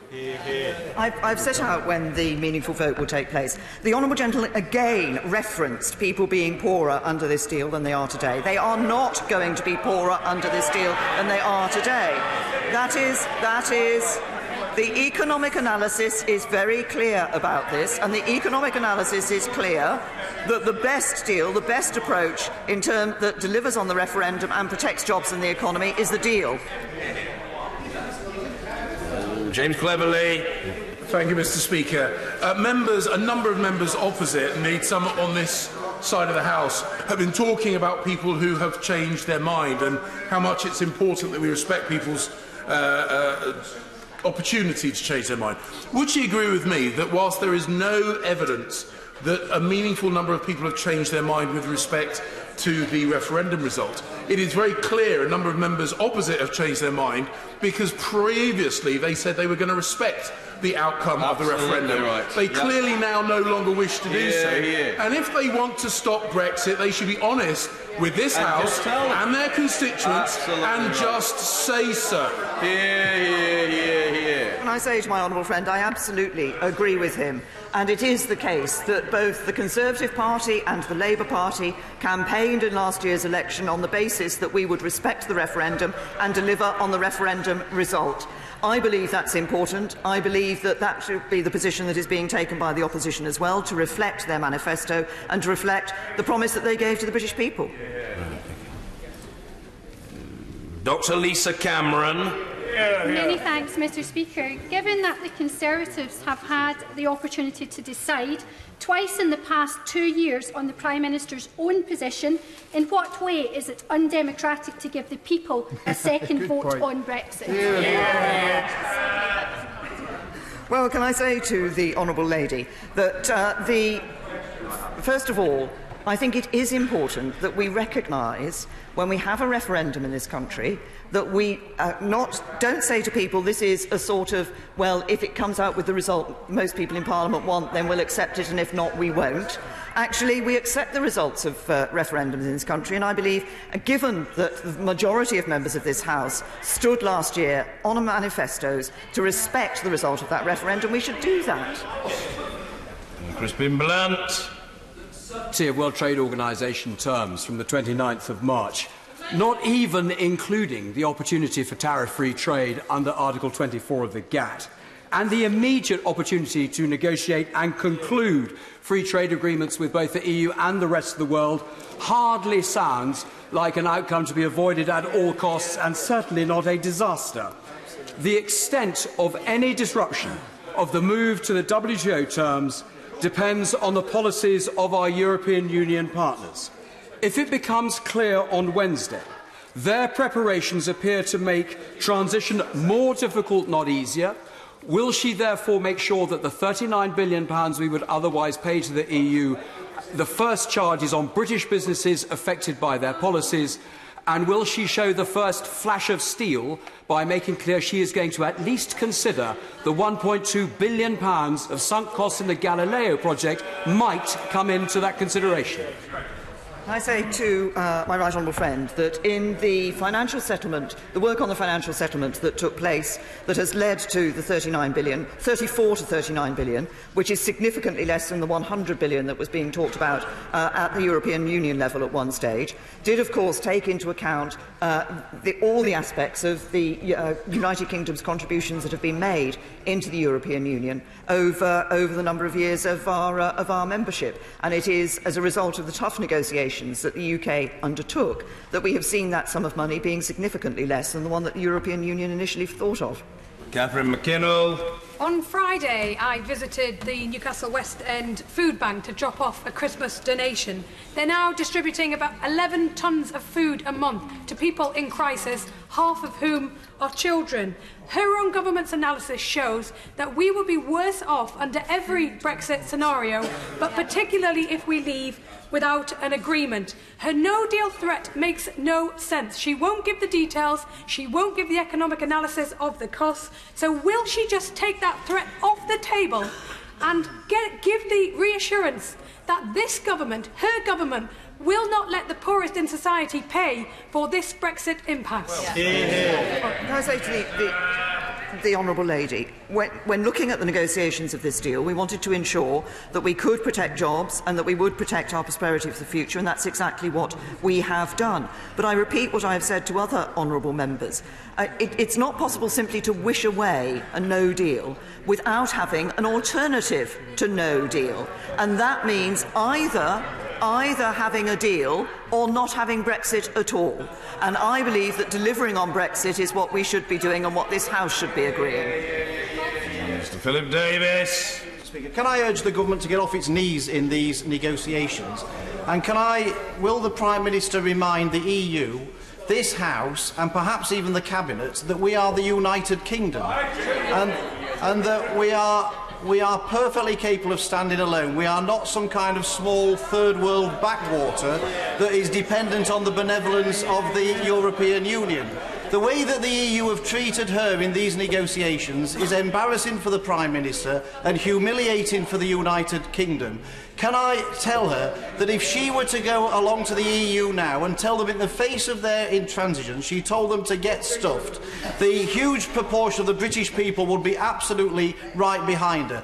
In this great battle between Parliament and the people, it's absolutely critical that the Prime Minister is on the side of the people. Yeah. Well, can I say to my honourable friend that I believe that being on the side of the people is about ensuring that this government delivers on Brexit, and that's what we'll do. So just to let you know. Leila Moran. This weekend it was reported that former Prime Minister David Cameron has been taken on board to sort of backseat drive this process, given that he was the original architect of this mess. I have to say I was slightly concerned. May I ask the Prime Minister, what exactly is the former Prime Minister's role in this? When exactly was the last time she spoke to him? And what advice is he giving? He is not giving advice. The last time I spoke to him was when we actually agreed the withdrawal agreement, when I spoke to two former Prime Ministers as a matter of courtesy to indicate to them what had been negotiated with the European Union. Mr. Robert Halfon. Thank you, Mr. Speaker. I welcome the guarantees the Prime Minister has given today about having no second referendum of any kind. I also welcome her standing up to Mr. Juncker. Could I just say in plain words to the Prime Minister that if she went to the European Union and said you can stick the £39 billion of taxpayers' money where the sun don't shine unless we get legal movement on the backstop, she wouldn't be called Nebula, she'd be called the Iron Lady. Can I say to my honourable friend, can I simply say to my honourable friend that I think, as I've said to other members of this House, it is important for us to remember that actually there would be, whatever the circumstances of our leaving the European Union, there would be some financial obligations for us. And as a country that does meet its legal obligations, I think it would be important for us to continue to do so. Chris Bryant. The time in the world isn't going to make the slightest difference to the arithmetic in this House. Absolutely. And the truth is, by delaying another 28 days from today in holding the meaningful vote, the Prime Minister is playing into the hands of the European Union. Yes. She's playing into the hands of those who want to undermine our security. Yeah. She's playing into the hands of those who want to be our economic rivals, and she's achieving absolutely nothing for this country. She could invite every single member of the House round to her gaff for Christmas Day, Boxing Day and New Year's Eve, and she's still going to lose the vote. So why doesn't she get on with it this week? Because I am seeking those further assurances from the European Union. I've listened to the House, and that's what I'm doing. Richard Graham. Mr. Speaker, I very much hope that the Prime Minister can agree with the EU a legally binding annex to the withdrawal agreement on any intended use of the backstop, and I believe that could unite many members of this House. But given that they too, like us, were elected on a manifesto of respecting the referendum result, shouldn't any further reassurances be the moment for Labour members to join with us in supporting a practical compromise and ending uncertainty? Okay, I agree with my honourable friend that I think it is important that when it comes to the vote, that members from across this whole House put the interests of this country first, put the interests of delivering on the referendum and doing it in a way that does protect jobs and our security, which is exactly what I believe this deal does. Jim Shannon. Speaker, Prime Minister, some of your junior ministers, those in the payroll, have told other MPs that the backstop cannot be changed because if it was to be changed, Leo Varadkar would lose the Republic of Ireland election. We do need to have good relations with the Republic of Ireland, but Prime Minister, you are the Prime Minister and know that your responsibility is for the United Kingdom of Great Britain and Northern Ireland. So can the Prime Minister remind the members of her payroll team that Northern Ireland is part of the United Kingdom and that there is no onus on any member or junior minister to be a cheerleader for the Taoiseach? Can I say to my honourable friend that the reasons why we have negotiated what we have, and the reasons why we, as a government, we are committed to Northern Ireland and to not having a hard border between Northern Ireland and Ireland, that's nothing to do with the views of the Taoiseach, it's nothing to do with the views of the Government of the Republic of Ireland, it's about the commitment that we believe we should be giving to the people of Northern Ireland. Dr. Andrew Murison. The UK sensibly and pragmatically continues to apply the Union Customs Code after Brexit. And given from the beginning of the new year the new UK Customs Declaration System and the REC system that will replace certificates of origin, is it not the case that the European Union would not be acting in good faith if it insisted on its backstop, potentially out to 2099, as cited in the withdrawal agreement? Quite right.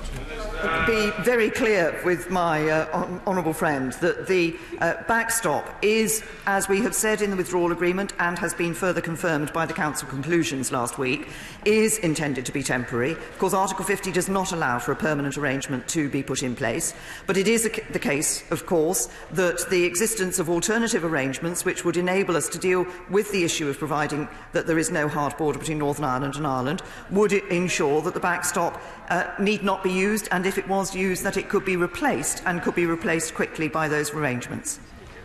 Catherine West. What advice does the Prime Minister have to my constituent who is currently stockpiling insulin, and does she believe that urgent measures need to be put in place for these vital sorts of provisions? The Department of Health, of course, are putting arrangements in place, making contingency arrangements for no deal. That is part of the preparations that are taking place, which it is entirely right for the government to do. Alberto Costa. Thank you, Mr. Speaker. Securing the rights of British nationals living in the EU 27 and the rights of EU nationals here in the United Kingdom is a matter of the utmost importance for every member of this House. In the absence of any other alternative legal document, will the Prime Minister confirm only her deal absolutely guarantees in law the rights of our fellow Brits in the EU and EU nationals here? Yes, I'm very happy to give that confirmation to my honourable friend, and he's right to raise this as an issue. It was an issue at the early stage of the negotiations when many members of this House raised the question of citizens' rights. Now, what we hear is a lot about the backstop, but people, of course, are omitting to mention that that crucial issue of citizens' rights is reflected in and is protected, and the guarantees are given in the withdrawal agreement. Seema Malhotra. Mr. Speaker, the Prime Minister continues to put on this pretence that somehow when the people voted they only gave permission for her deal or for no deal. She knows that when we leave the European Union, if we leave with no deal, we will lose access to 40+ international trade agreements, covering trade with 70 countries, to EU criminal databases, to the EU single market, which over 70% of UK's exporting businesses trade with. And indeed, there could be a delay to new medicines reaching patients in the UK of 2 to 3 years. She knows that there are other legal and political options. So isn't it time for her to give herself a much better Christmas, to have a vote in the House this week on her deal, and then allow Parliament to start to work together on how we move forward? I say to the honourable lady that it was the vote that took place in 2016 that determined that we should be leaving the European Union. I believe we should be leaving the European Union with a good deal. This is a good deal. I believe that other alternatives that have been put forward, in some cases don't deliver on the vote of the referendum, and in other cases make the use of a backstop even more likely. Kevin Foster. Mr. Speaker, the Prime Minister will recall last week my question was around how we ensure that the backstop, it's clear, it cannot be forced, the UK cannot be kept indefinitely due to vetoes on extraneous issues. What comfort did you take from some of the comments of other European leaders, for example the Chancellor of Austria and the Prime Minister of Denmark, that this might actually be something that we can secure as a United Kingdom? Friend is absolutely right. I think, crucially, a number of European Union leaders made very clear their view in relation to the backstop being temporary or not being used at all, and they did make clear that they were willing to listen to further proposals in order to give greater clarification to that point. That's exactly why I think it's right that we carry on talking to the European Union on this matter. Mrs. Marion Fellows. Through the subject of women's empowerment here in Parliament, Why doesn't the Prime Minister empower MPs here before Christmas, and why won't she empower the people with a second people's vote? Hear, hear. Says the Honourable Lady, I refer her to the answers I've given to those questions earlier. Mr. Speaker, when President Juncker is not ruffling the hair of female colleagues, I think the Prime Minister got away lightly there. And we know that he follows what's said in this House very carefully. He will have heard her today saying no revocation of Article 50 and no second referendum. And I suspect he does get some succour from some of the things that are said in this chamber. Can she now state for President Juncker the exact date when the United Kingdom will be leaving the European Union? We have that date in our legislation. It's the 29th of March 2019. Dr. Rupa Huq. Mr. Speaker, the Prime Minister is not interested in the will of the people, apart from one day in 2016. And with her minority government being the first ever to be found in contempt, and by pulling the plug on the meaningful vote at the last minute last week, she has little regard for the sovereignty of Parliament either. Absolutely right. Given that she's returned from her latest travels empty-handed due to her own red lines, why won't she allow MPs a vote on her deal this week and consider extending Article 50? It is the season of miracles and goodwill, but no one at all believes this is all going to be neatly concluded by the end of March. I've answered those questions previously. As I've just said to my honourable friend, the member for Torquay, I think it is important that we follow up on the opportunity to seek these further political and legal assurances in relation to the concern that people have on the backstop, and also, as I indicated, also to my honourable friend, the member for South West Cambridgeshire, that it is important that we look at the status of the political declaration, which is another issue which people have raised. Mrs. Anne Main. Thank you very much, Mr. Speaker. Can I thank the Prime Minister for reminding this House that 472 members sitting now actually decided to give a people's vote in 2015? Because I suspect that if they had decided to keep the vote just to themselves, that they would have voted overwhelming to remain in the European Parliament, which means that now there is inbuilt bias against delivering Brexit. So please steer course straight, Prime Minister. The country expects us to deliver Brexit. A people's vote is simply an opportunity to try and overturn the democratic vote. Well, my honourable friend is absolutely right, and that's exactly what this government is doing, steering a course to deliver on what people voted for. We gave them the decision, we asked them to make that decision, they made that decision, and we should respect it. Murray. Mr. Speaker, is the Prime Minister's plan B a no deal? Yes. What I'm working on at the moment is to ensure that we can get the assurances necessary to deal with the concerns people have on the deal that has been negotiated. Mr. Nigel Huddleston. Mr. Speaker, I like to think of myself as a friendly fellow, and I have no particular inclination to fall out with colleagues on either side of the chamber based on the details of the Brexit deal. The one thing I've learnt in politics, Mr. Speaker, is it's perfectly reasonable to look at identical information and come to completely different conclusions. But on values, that's where I disagree. And does the Prime Minister agree that to have a second referendum would fundamentally undermine the principle of democracy? I believe there are many people who voted, if not for the first time at all, certainly for the first time for some considerable number of years in that referendum. They did so in the belief that the politicians were going to listen to them, and I think their belief and their faith in politics and politicians and our democracy would be shattered if they were asked to think again. We should deliver on the vote that took place. Gapes. Mr. Speaker, I listened very carefully to the words the Prime Minister used. When asked about indicative votes in this House, she said, "We have no plans." Yeah. When asked whether she would revoke Article 50, she said, "This government will not do."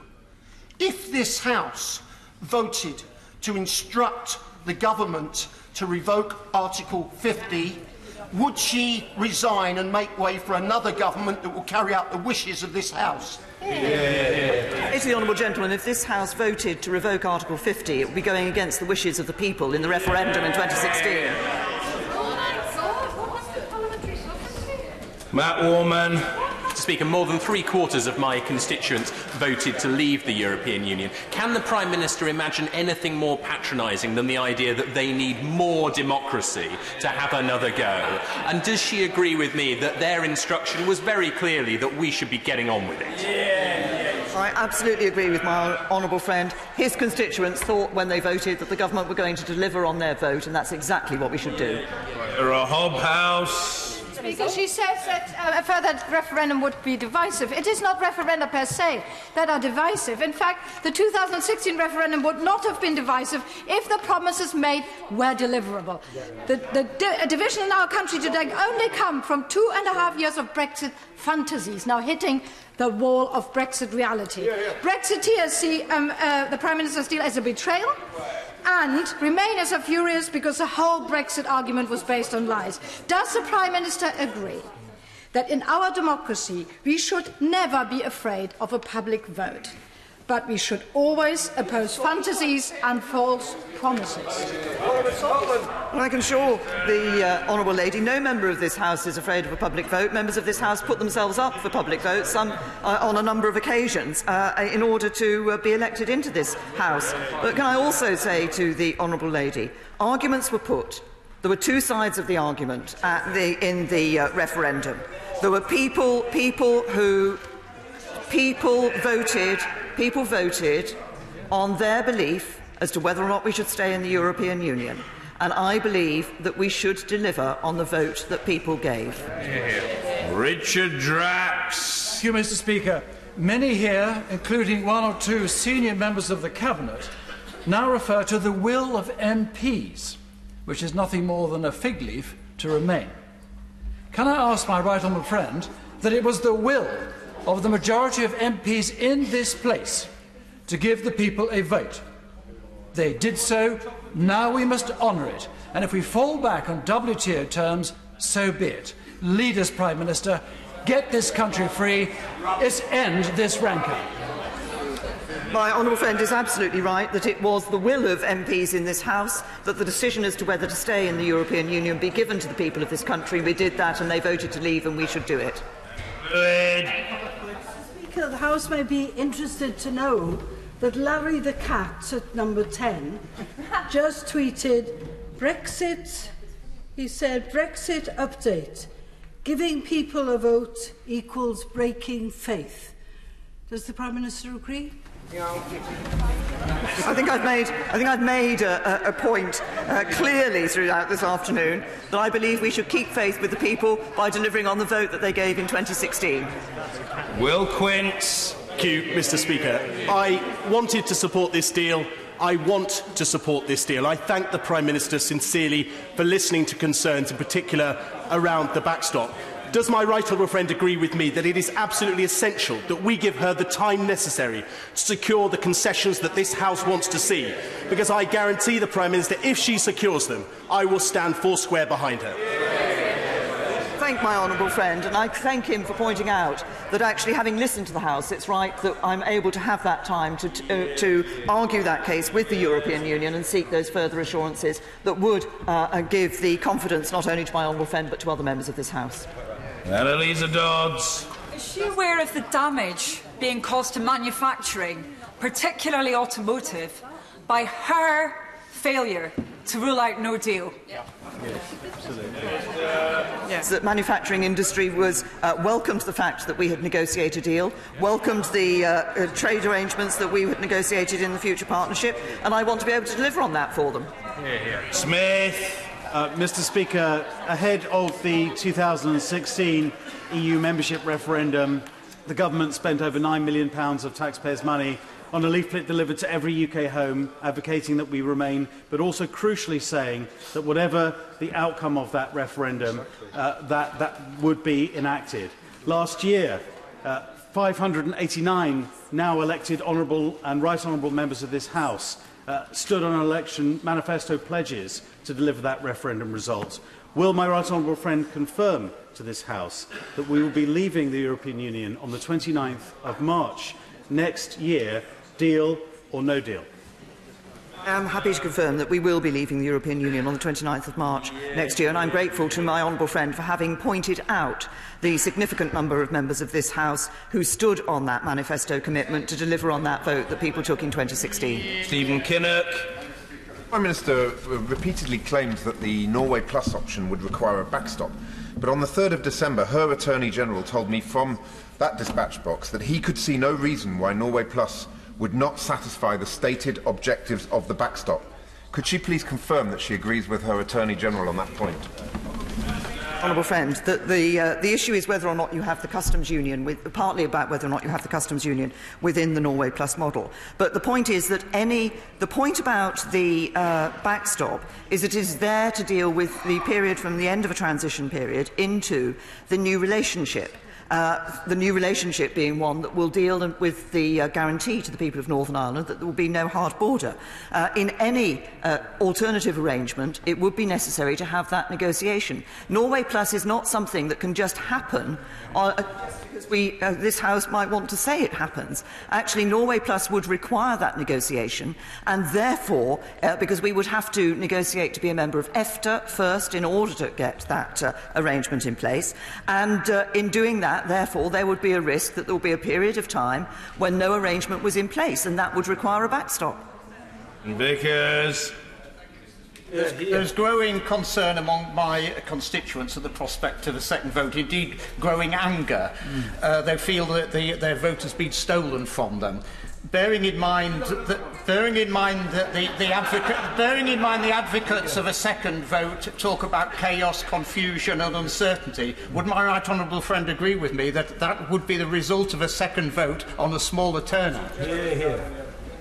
I agree with my honourable friend that I think there is concern, and I think there should be concern, about the divisive nature of a second referendum if that were to take place, and also concern that, as he has said, from his constituents and from many other people up and down the country, they trusted that the politicians were going to deliver on their vote that they gave in 2016, and we have a duty to do so. Janet Davey. It is clear that the Prime Minister has refused to rule out a no deal, she's refused to extend Article 50 and she's refused to allow the option of a people's vote. Can she now tell the House her plan if her deal does not make it through Parliament? Honourable Lady, that, as I've said to a number of other honourable members, if she and others want to ensure that there is not a no-deal situation, then they have to either accept that the alternatives are accepting a deal or no Brexit. I believe we should be delivering on Brexit, and I believe we should be doing it with a good deal for the UK. Peter Grant. Thank you, Mr Speaker. Can I gently remind the Prime Minister that it's not only MPs in this place who have manifesto commitments to honour. The Scottish Government has manifesto commitments to honour, and it would be utterly undemocratic for anyone to try to stand in their way. But could the Prime Minister tell us how many people in this place stood on a manifesto that supported the chaos of a no deal? And given that the answer is none, surely that should be the first option that is taken off the table, and then we can talk about what kind of deal we can get, and if we can't get a decent deal, then not leaving should be put back on the table. Surely giving those choices to the people is more democratic than forcing them out on a no-deal Brexit that nobody voted for. Of course we can ensure that we don't leave with no deal. We can do that by ensuring that we leave with a deal, and a good deal for the whole of the United Kingdom. Jones.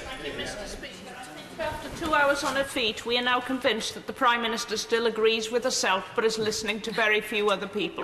Last week, no less a person than her predecessor, Sir John Major, called for an extension of Article 50, but stubbornly she still refuses to listen to any advice on this. Please, will the Prime Minister listen for once? I have been listening, and that's exactly why I'm discussing with we're having further discussions with the European Union in relation to the issue of the backstop to seek the assurances that members of this House want. Liam Byrne. The Prime Minister has said today that she's determined to frustrate another vote of the people, and she's done her level best to frustrate a vote in this Parliament. Can she understand why so many people in here think that she is trying to confront this House and bully this House with a last-minute choice between her deal and no deal, even when she knows the catastrophic cost of no deal to swathes of our industry? So can I ask the Prime Minister to clarify before the House this afternoon a simple fact that when it comes to a meaningful vote in January, this House will indeed be able to rule out no deal and, if necessary, extend Article 50. The motion that comes before the House will, of course, be amendable when it comes before the House in January.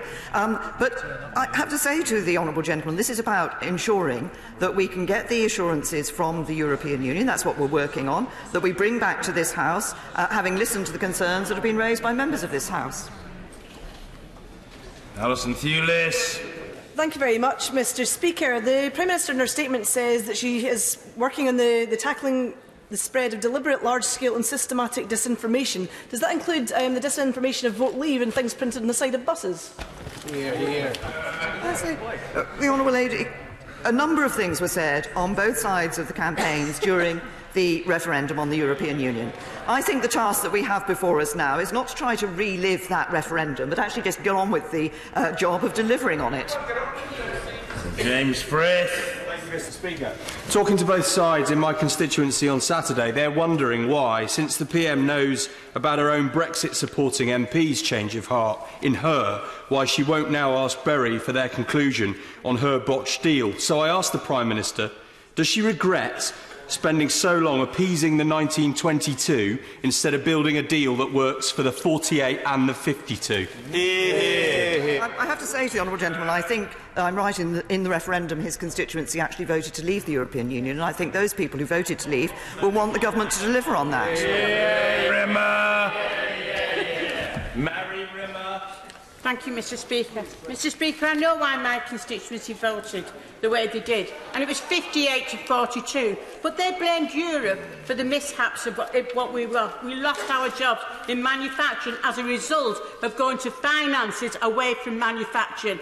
34 of the 43 local authorities are still 13% behind wages from 2010, still not recovered. That's why they voted. They've seen what's been said, they've listened to what's been said, but you're not giving them a chance to vote on this offer. Now, your deal is terrible. It is not a good deal. We will be worse off. And so it's a no deal.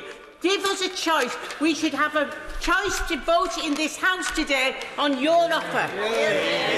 I haven't made any offer. Yours would be better. Well, that's a matter for debate, but not a matter for me. But the Prime Minister can defend her own offer, and I'm sure she will. The Prime Minister.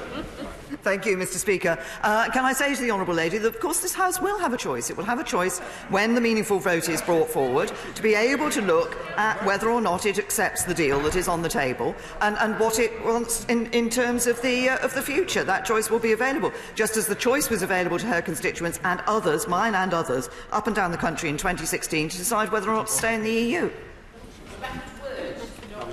Jack Dromey. Mr. Speaker, 62 members from 4 parties across this House have today written to the Prime Minister on the mounting concerns being expressed in our great manufacturing industries. Automotive, aerospace, shipbuilding, bus building, the food industry. The Prime Minister, we are walking towards a cliff. We're walking towards a cliff. And if this uncertainty continues, what are already bad decisions being made for Britain will continue, and dramatically so, in the first quarter of next year. We have to have a degree of certainty without which the future for many companies and workers will be catastrophic. Why does the Prime Minister not rule out now any question of a no-deal Brexit? We have, of course, been engaging with manufacturing industry, including the automotive industry, which is very important to this country and to jobs in this country. The manufacturing industry supported and welcomed the deal when the deal was negotiated. And I say to the honourable gentleman that if he wants to support manufacturing industry, he wants to ensure that they have that certainty in the future, then he can support the deal. We're streeting. Thank you, Mr. Speaker. The Prime Minister has pointedly not said that her deal is better than the one we already have. What sort of Prime Minister puts a deal to Parliament knowing it would make our country worse off than it would otherwise have been? And what sort of Prime Minister could possibly countenance the reckless chaos of a no-deal Brexit. Isn't that an insult to the office of Prime Minister? Gentlemen, can I say to the honourable gentleman, his question appeared to be based on the premise that it was possible that we should be looking at staying inside the European Union. The people voted for us to leave the European Union. What the economic analysis shows is that the best option in leaving the European Union that meets that requirement and protects jobs is the deal. Patricia Gibson. Thank you, Mr Speaker. Like the Leader of the Opposition, the Prime Minister has set herself firmly against putting this issue back to the people, clearly because she feels, as does the Leader of the Opposition, that the result this time will be different. Does she agree with me that for both of the main parties in this House, we have come full circle then?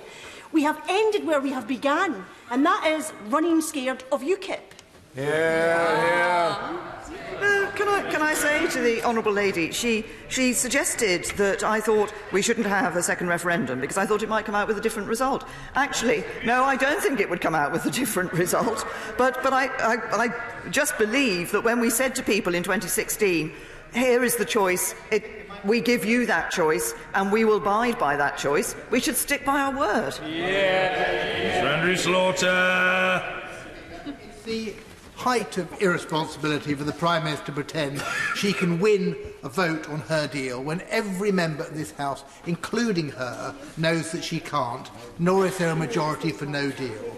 So when they are both voted down, what next? That question is fundamentally important for the future of this country, and if she can't or won't answer it, she shouldn't be in office. To the honourable gentleman, as we continue to work on the further assurances in relation to the deal, he knows full well the vote will come before the House will have its vote, and thereafter, if the deal is not supported, then the government will bring forward its proposals for the future steps that we will be taking. Ruth George. The Prime Minister claims to know what Leave voters voted for in 2016, but when I've surveyed thousands of my constituents, over half of Leave voters said that they wanted to stay in the single market. Almost that many said they wanted to be in the customs union. And now that they've seen the shape of the deal on the table, these are Leave voters, 16% said they'd changed their mind and wanted to remain in the European Union. So how can the Prime Minister not listen to voters? I hope that she will spend the time over the next few weeks actually listening to voters who voted and not to her own rebellious backbenchers. That I do listen to voters, I speak to voters and I talk to them, and the overwhelming view that is given to me by voters is that they actually want to ensure that we get on with delivering on the vote in 2016. Diana Johnson.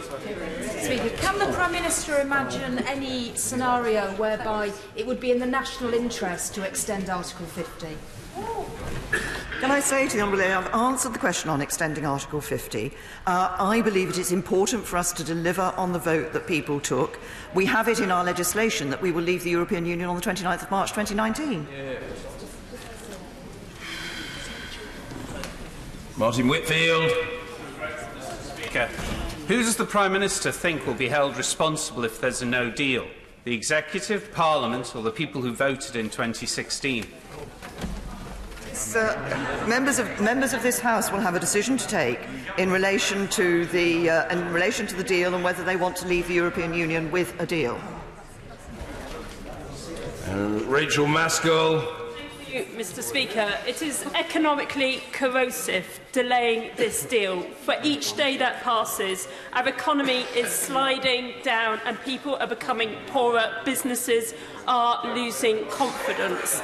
In the light of the political arithmetic, meaning that this deal will fall, what discussions did the Prime Minister have with her European counterparts this weekend about alternatives, including the extension of Article 50?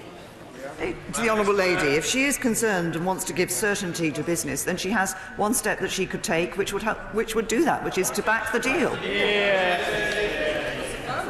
Dr. Philippa Whitford. Very much, Mr. Speaker. In light of the impact of the loss of EU citizens in the NHS, a 90% drop in nurses coming here, and a trebling of the number of EU nurses leaving, the Prime Minister has sought in recent months to make clear to EU citizens they are welcome and they are secure. However, in her response to the member for South Leicestershire, she implied that they would only be secure if her deal passes. Can she clarify, because she has just scared over 3 million people? Say to the Honourable Lady, and I know she has a very personal interest in this issue. The withdrawal agreement sets out the agreement that has been reached between the United Kingdom and the European Union, which is in relation to EU citizens here in the UK and UK citizens in the European Union. As a government, we have been clear that we will protect the interests of European Union citizens here in the United Kingdom if there is a no-deal situation. But of course, I cannot at this stage guarantee what would be the situation for UK citizens in the European Union 27. That is a matter for those countries in the European Union to set forward, and the reciprocal arrangement that guarantees both sides is what is in the withdrawal agreement. Clive Efford. Mr. Speaker, it's the Prime Minister's own red lines that has brought us to this situation, and she's now about to squander billions of pounds worth of taxpayers' money on preparing for no deal when she knows there is no majority in this House for no deal. So that is completely unjustifiable. Now, if we need more time to negotiate, extending Article 50 is the way forward, and she is yet again putting another red line and stopping us taking the logical step of giving ourselves more time to sort out this situation. Isn't that the right way forwards? Honourable gentleman, I've responded to a number of questions in relation to this. This House, of course, will have a decision to take as to whether to accept that deal that is on the table. I'm working to get those further assurances, as I've said, but this House will have a decision as to whether to accept that deal. And if that deal is voted down, then we will have to look at the government will have to come forward with its proposals for the next steps. But he uses this phrase that a lot of people use about red lines. Actually, what the government has been doing is respecting the vote that people gave in 2016 on issues such as bringing an end to free movement and making sure that we leave the European Union. Ms Stevens. Can the Prime Minister publish how many additional civil service jobs would be required either with her deal or no deal? And could we measure that against the number of civil service jobs that have been cut since the EU referendum? I'm very happy to write to the Honourable Gentleman with the figures for the number of civil servants who have been employed and the numbers who are continuing to be employed in terms of dealing with this leaving of the European Union, because it's not, of course, we are making contingency arrangements for no deal, but there are also a lot of preparations that are taking place which have involved the employment of more civil servants, which are actually about preparing for the deal. Anna McMorrin. Thank you, Mr. Speaker. This embarrassing, reckless Brexit we find ourselves perilously close to was begun to quell opposition within the Tory party, putting party before country. Now we have a Prime Minister putting her own interests above both party and country. When will the Prime Minister agree that with no majority for her deal, no deal or any other deal, that the only democratic way forward is to put this back to the people for a people's vote? Hear, hear. Hear, hear. The party in this House that is putting party before country is the Labour Party, the front bench, who are putting the interests of trying to bring about a general election before the interests of actually getting a deal that works for this country. Deirdre Brock. 78% of my constituents in Edinburgh North and Leith voted to remain, and they are extremely concerned about the prospect of a no deal. So I'll repeat the question my honourable friend for Adrian Shotts asked, which the Prime Minister signally failed to answer. Will she publish her no deal planning? We are making preparations for no deal. These preparations are being stepped up. We're continuing to step up those preparations. We've already published a number of issues in relation to no deal planning through the technical notices that have been issued, and we will be continuing to make sure that the information that is provided externally is that which is necessary to ensure that people are prepared for the possibility of a no deal scenario. Nick Dakin. Can I thank the Prime Minister for making it very clear in her statement, in her words, that no deal risks jobs, services and security? And can I ask her to act as the leader of this great country and rule out no deal now? Gentlemen, the only way to rule out no deal is to ensure that there is a deal that enables us to leave the European Union. Wayne David. The Prime Minister has used a mantra ad nauseam. It's her deal or no deal. She's almost repeated it again just now. But she must be aware that The Economist magazine, amongst many, many others, have said that a no-deal Brexit wrecks the economy. Why is she prepared to wreck the economy, and will she justify that to the British people? Honourable gentleman, I believe that the best route forward for the United Kingdom is to leave the European Union with a deal, with a good deal. I believe this is a good deal. Yes. David Linden. Thank you very much indeed, Mr Speaker. One of the things that's not contained in the Prime Minister's statement from the Council conclusions is about the future of the single market. And she should know that leaving the single market risks 80,000 jobs in Scotland. Does she have any idea how many jobs would be lost in the Queensland, Baylis and industrial estates if we left the single market? The right honourable gentleman will be aware that within the political declaration it is clear that we will have a more ambitious trading relationship with the European Union than any other third country. We will become a third country when we leave the European Union. We have negotiated that deal, that future trade relationship, and that political declaration is the instructions to the negotiators for the future. We've negotiated that precisely with, in our minds, the need to ensure that we protect jobs, and that's what that deal will do. Karen Buck. Speaker, with 750,000 jobs at risk of a no-deal Brexit, according to the UK Trade Observatory, 42,000 of them in my own borough of the cities of Westminster, isn't it absolutely clear that this is the most disastrous outcome and that the Prime Minister is playing Russian roulette with people's jobs? Given one of the very few options that can command a majority in this House is a measure to stop no deal, isn't it the height of irresponsibility to make us wait a month for a meaningful vote, which will certainly be lost, and not to commit to taking whatever action is necessary, including suspending Article 50, to make sure we do not drive the British economy off a cliff? Can I say to the honourable lady that the House will have a decision to take, and it will be in the hands of this House as to whether or not it wishes to support a deal. You can't wish no deal away. You can only ensure, if we're not going to leave with no deal, then we have to have an arrangement, we have to have a deal with which to leave the European Union. Henry. Mr Speaker, the Prime Minister talked about integrity in her statement and talked about the millions who trusted in democracy. What does she say to those same millions who have witnessed the dark money scandal, Vote Leave breaking the law, cash for votes, and her government gerrymandering the Brexit committees, and a legitimate vote of the Scottish Parliament, the legitimate bill of the Scottish Parliament being avoided, getting royal assent by her court action, or her pulling the vote on our deal halfway through the debate? Where is the integrity on those matters? The people deserve their say. Can I say to the honourable gentleman that I believe it was the case that this issue of the continuity bill in Scotland was discussed, this matter was discussed with the government at the time. The government made clear its position in relation to that continuity bill, in relation to this matter. There were discussions with the Scottish Government throughout the Withdrawal Act going through, the EU Withdrawal Act going through this House, and we have ensured at every stage that we have been consulting with, engaging with the Scottish Government and indeed with the Welsh Government on these matters. Matt Weston. Speaker, we have endured months of obfuscation and prevarication, fudge and more fudge made in Maidenhead. The Prime Minister described perfect as the enemy of the good, but she will also accept that good leadership demands the demonstration of the courage of one's convictions.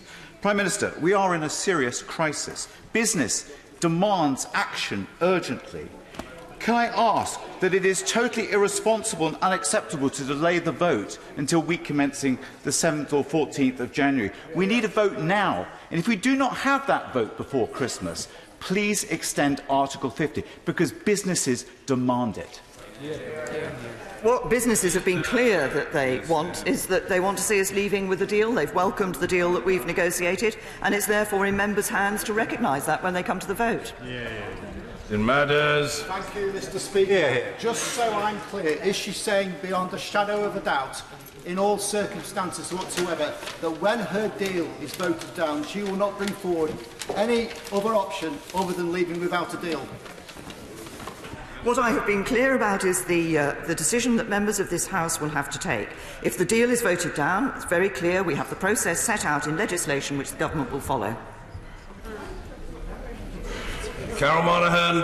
Thank you, Mr. Speaker. Over the weekend we heard the news that many in the academic community were dreading that immigration rules for EU nationals would be based on salary and perceived skill levels. Can the Prime Minister please elaborate on how categorisation of skill level will be done?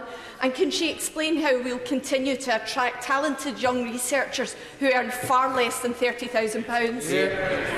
Can I say to the Honourable Lady that we've been clear for some time now. It wasn't at the weekend that we said that we were going to a skills-based immigration system. We've been clear for some months now that we're going to a skills-based immigration system. The figure of 30,000 was the figure that was set out in the MAC report. Neil Coyle. Thank you, Mr. Speaker. The Prime Minister describes a new vote on Europe as somehow an act of bad faith. This is the Prime Minister who tried to deny Parliament a meaningful vote at all, then pulled the vote when she knew she would lose. This is the Prime Minister who claims it's her way or no way, despite the option of revoking Article 50. And this is the Prime Minister who told 10,000 people from other EU countries living, working and contributing in my constituency that they had somehow jumped the queue. Is she in any position at all to lecture anyone about what it means to act in good faith on this issue? Prime Minister. I simply repeat to the honourable gentleman the points that I have made about the vote that took place in 2016 and about the duty that we have in relation to that. Hugh Gaffney. Prime Minister, I was in a workplace this morning, an old workplace, Glasgow Parcel Force, where parcels and goods are moved about. Workers told me they're worried about this Brexit deal. Also, in my constituency, Coatbridge, Christon and Bells Hill, where unemployment is rising. Workers are worried about their future. Do you have a Christmas message for them, Prime Minister? Or do you want to revert back to the 2017 general election? Can I say to the honourable gentleman that I believe that it is right for this country to leave the European Union. That's what people voted for. I believe it's right for us to leave with a good deal. I believe we have a good deal. Parliament has expressed, members of this House have expressed some concerns about a particular aspect of that, and I am working to reassure them on that particular point. And then I hope it will be possible for members of this House to recognise the importance of protecting jobs and to support a good deal for leaving the EU. Daniel Zeichner. Thank you, Mr. Speaker. The 48% seem to count for nothing anymore. They did not vote for this descent into chaos, and many cautioned that you should not leave unless you know where you are going. So is it not time in the national interest to revoke Article 50, not least to allow those who claim to speak for the 52% to sort out what they actually want? No, revoking Article 50 means staying in the European Union, and it's not possible to revoke Article 50, to go back into the EU and then come back out again in a few months' time. The judgment of the European Court of Justice was absolutely clear on this point. Revoking Article 50 means staying in the European Union. Martin Day. Mr. Speaker, democracy is a process, not a historical event in time, and it is essential that the public maintain faith in that process. So can the Prime Minister give me one good reason why we should respect the result of a referendum that was mired by extensive cheating and rule-breaking over having another referendum? Can I say to the honourable gentleman? That the referendum took place, the government was clear at the time, Parliament was clear at the time that this was a choice for the British people. The British people chose, and I think we should deliver on that choice. Thank you. Yes, a point of order, Mr. Jeremy Corbyn. Speaker, I've listened very carefully to all of the answers the Prime Minister gave during this lengthy exchange today. I've listened very carefully to what members on all sides of the House have said, and it's very clear that it is very bad, unacceptable that we should be waiting almost a month before we have a meaningful vote on a crucial issue facing the future of this country. The Prime Minister has obdurately refused to ensure that a vote took place on the date she agreed. She refuses to allow a vote to take place this week and is now, I assume, thinking the vote will be on the 14th of January, almost a month away. This is unacceptable in any way whatsoever. So, Mr. Speaker, as the only way I can think of ensuring a vote takes place this week, I am about to table a motion which says the following: that this House has no confidence in the Prime Minister due to her failure to allow the House of Commons to have a meaningful vote straight away on the withdrawal agreement and framework for future relationships between the UK and the European Union. And that will be tabled immediately, Mr. Speaker. Thank you. Thank the Leader of the Opposition for what he's said. It requires no response from me, but it's on the record.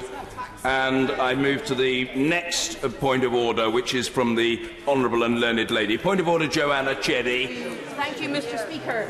In response to a couple of questions from my honourable friends, the Prime Minister has implied that Scottish National Party MPs and the Scottish Government were aware at the time the bill was brought that the UK withdrawal from the EU Legal Continuity Scotland Bill was out with the legislative competence of the Scottish Parliament.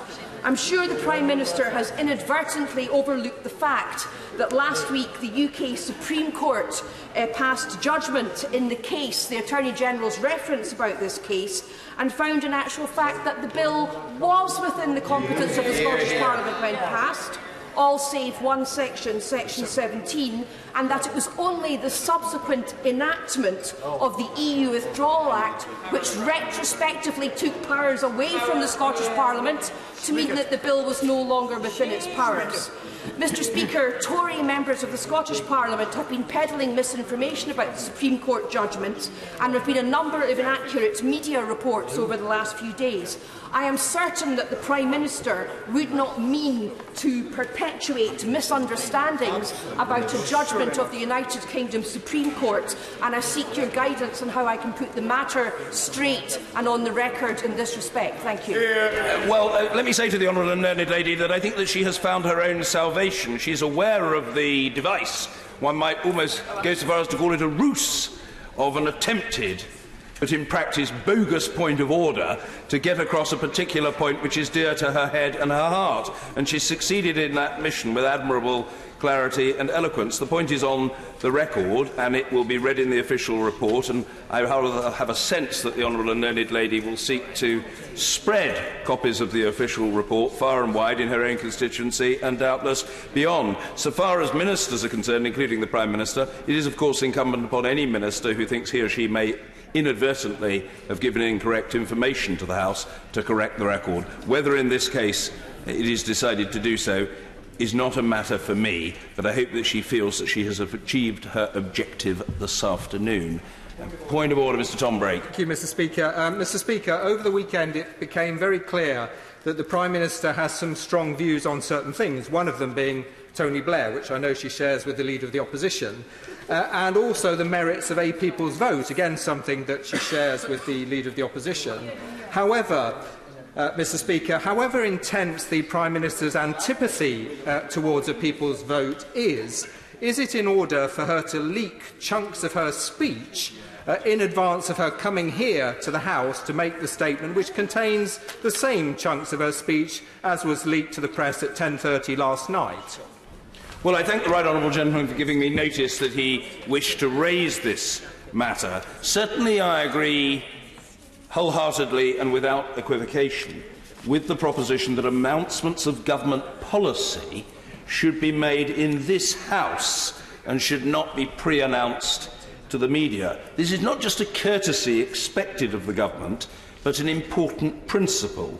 I think it fair only to add, in response to the Right Honourable Gentleman, however, that the government might in this case argue that the number 10 press release to which the Right Honourable Gentleman referred contained no announcement of government policy. It merely reiterated what the Prime Minister told the House last week. I do understand the sense of disquiet, even irritation, that the Right Honourable Gentleman feels, but I think in the name of even-handedness it is reasonable for me to put that second point on the record to sit alongside and to be judged against the first. Yes, of course. I will come to it. I'm saving him up. I don't want to squander the honourable gentleman too early. Point of order, Mr. Frank Field. Given your record, Mr. Speaker, as being a real champion of backbenchers against both front benches, is there a way which those of us who want to move to a vote on what the options are open to the country if we don't support the government motion, which has been delayed by now a month, would have the opportunity of expressing our views to see whether there's agreement in the House for one or more lines of attack before we rise for Christmas? I indicated last week that there were two means by which the vote could be deferred.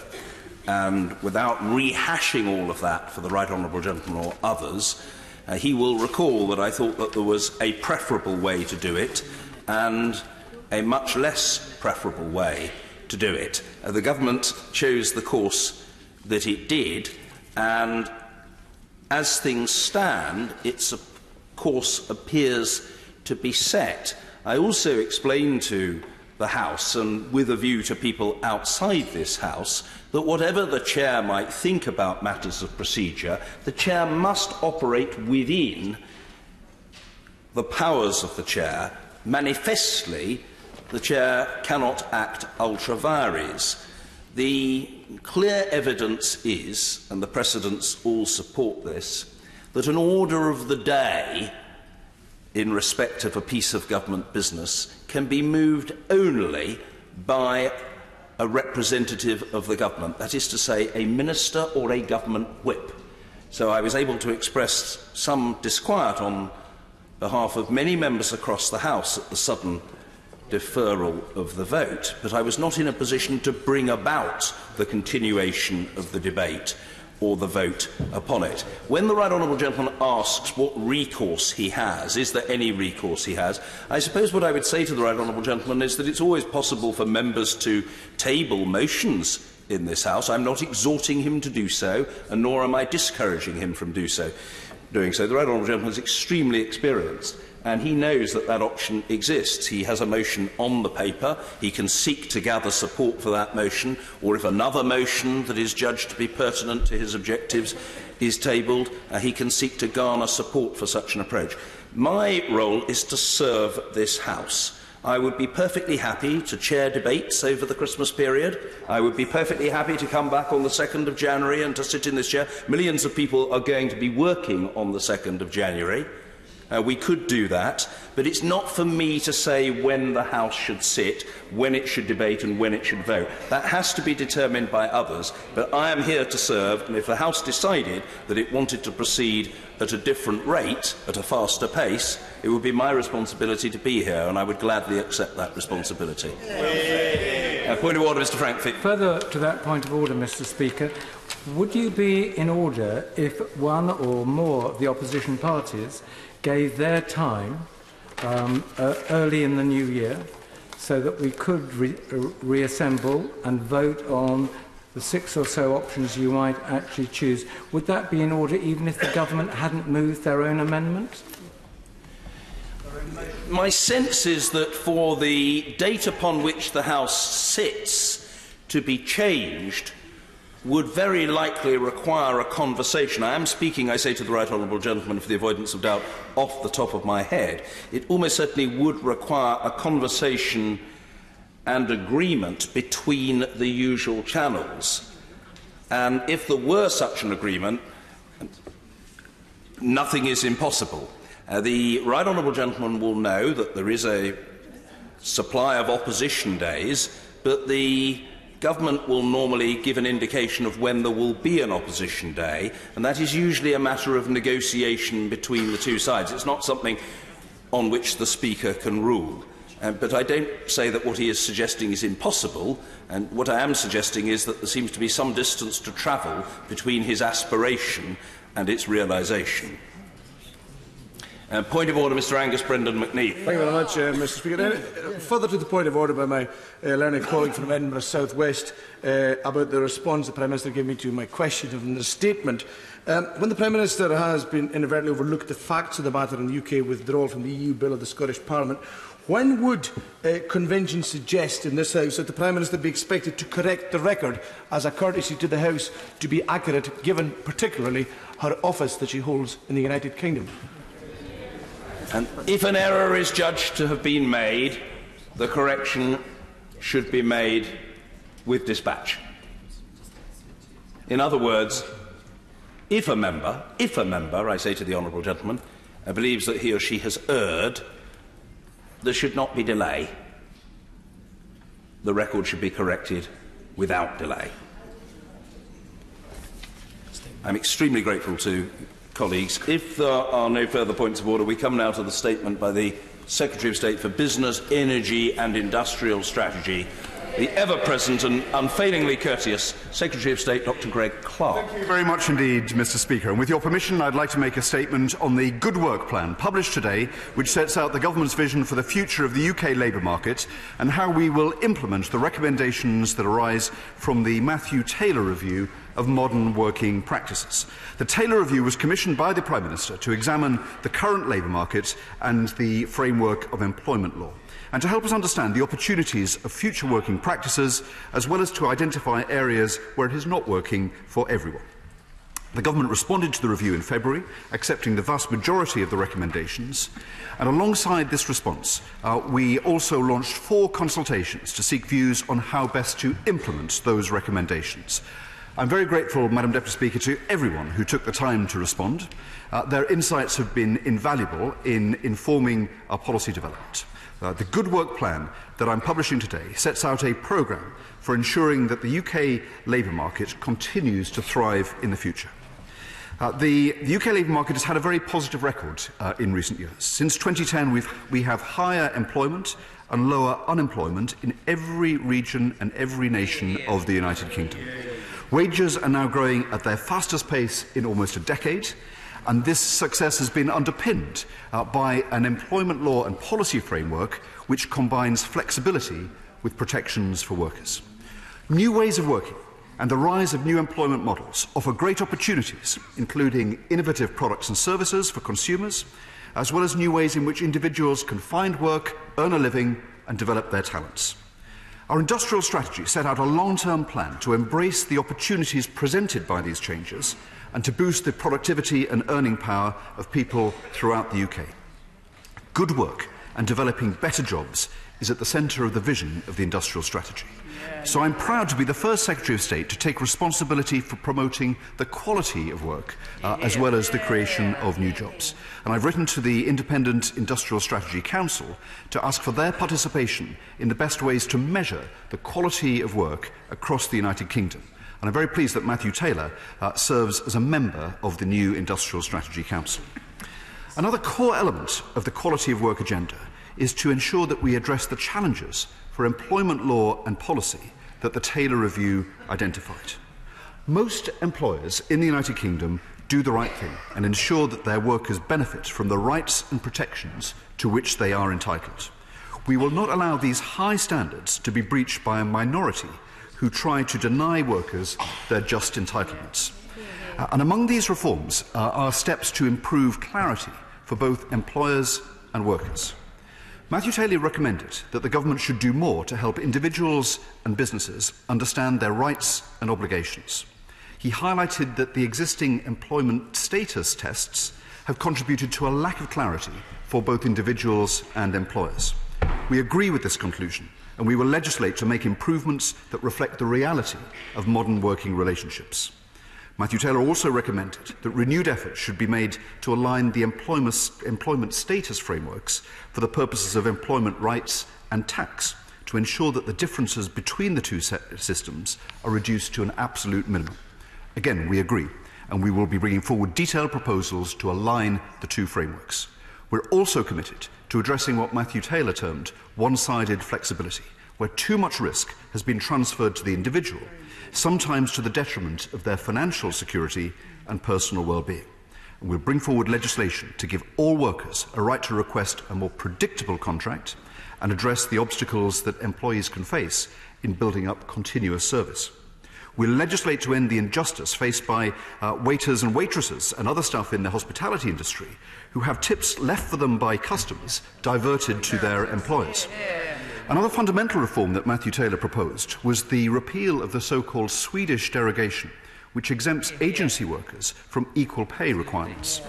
Therefore, the government is today bringing forward legislation to prevent this type of contract being used to avoid meeting the legitimate rights of agency workers. We're also today laying legislation to extend workers' rights, including the right to a written statement and making this available to all workers from day one. We're also bringing forward legislation to provide workers with a longer reference period for the calculation of their holiday pay and reforming regulations to make it easier for employees to have their voice heard in the workplace. This demonstrates how we're putting the Good Work Plan into action immediately. We also recognise the vital role that effective enforcement plays in ensuring confidence to challenge when the law and regulations are broken and in creating a level playing field between businesses. Matthew Taylor called upon the government to improve access to justice in the workplace, and we've already committed to extending state enforcement on behalf of vulnerable workers to the underpayment of holiday pay. The Good Work Plan sets out how this approach will mirror the tough financial penalties and enforcement approach that already applies to the underpayment of the national minimum wage. We're also taking steps to improve the effectiveness of employment tribunals, quadrupling the penalties that they can impose for the persistent breaches of employment law. We want to continue to improve further the enforcement landscape. And in the light of forthcoming policy changes, we'll also consider the case for creating a new single labour market enforcement agency to better ensure that vulnerable workers are more aware of and can exercise their rights, and that businesses deal with a single body on matters relating to their workplace. The Good Work Plan sets out a vision for the future of the UK labour market, a labour market that rewards people for hard work, that celebrates good employers, and that's ambitious about boosting productivity and the potential for everyone in the UK to improve their earnings. I'm very grateful, Madam Deputy Speaker, to Matthew Taylor and his panel, as well as to the many other individuals and organisations who have contributed to the review of modern working practices and our subsequent consultations. Their input has been invaluable in helping the government ensure that the UK labour market is ready to embrace future opportunities without detriment to workers' rights. I'd also like to thank the Business, Energy and Industrial Strategy, Work and Pensions and Scottish Affairs Committees for their continued contributions to the scrutiny of the recommendations and indeed the recommendations that they have made. Alongside the Good Work Plan, today the Government is also publishing its response to the first full strategy from the Director of Labour Market Enforcement. Sir David Metcalfe's strategy was published on the 9th of May, made 37 recommendations on labour market enforcement and raising awareness of employment rights. The Government response accepts the vast majority of these recommendations and sets out the steps that the Government will take forward to raise the awareness of employment rights, improve intelligence gathering on abuses of those rights, and to strengthen enforcement efforts. I'll be placing a copy of this document in the Library of the House. The Home Secretary and I will look forward to working with Sir David as the Government implements the recommendations that we've accepted and as he prepares to set clear strategic priorities in the 2019-20 Labour Market Enforcement Strategy. Madam Deputy Speaker, as Matthew Taylor himself concluded, the British model works. We have high employment, low unemployment and a long-standing and proud record of high standards for workers. We will consistently be in the vanguard of reform to maintain this reputation as new technologies and new opportunities for workers become available. This response to Taylor is in keeping with these high standards, and I commend this statement to the House. Rebecca Long-Bailey. Thank you, Madam Deputy Speaker, and I thank the Secretary for advance sight of his statement. But behind the Secretary's declaration of high employment lies a dark truth. Nearly 4 million people are in insecure work, 1.1 million working in the gig economy.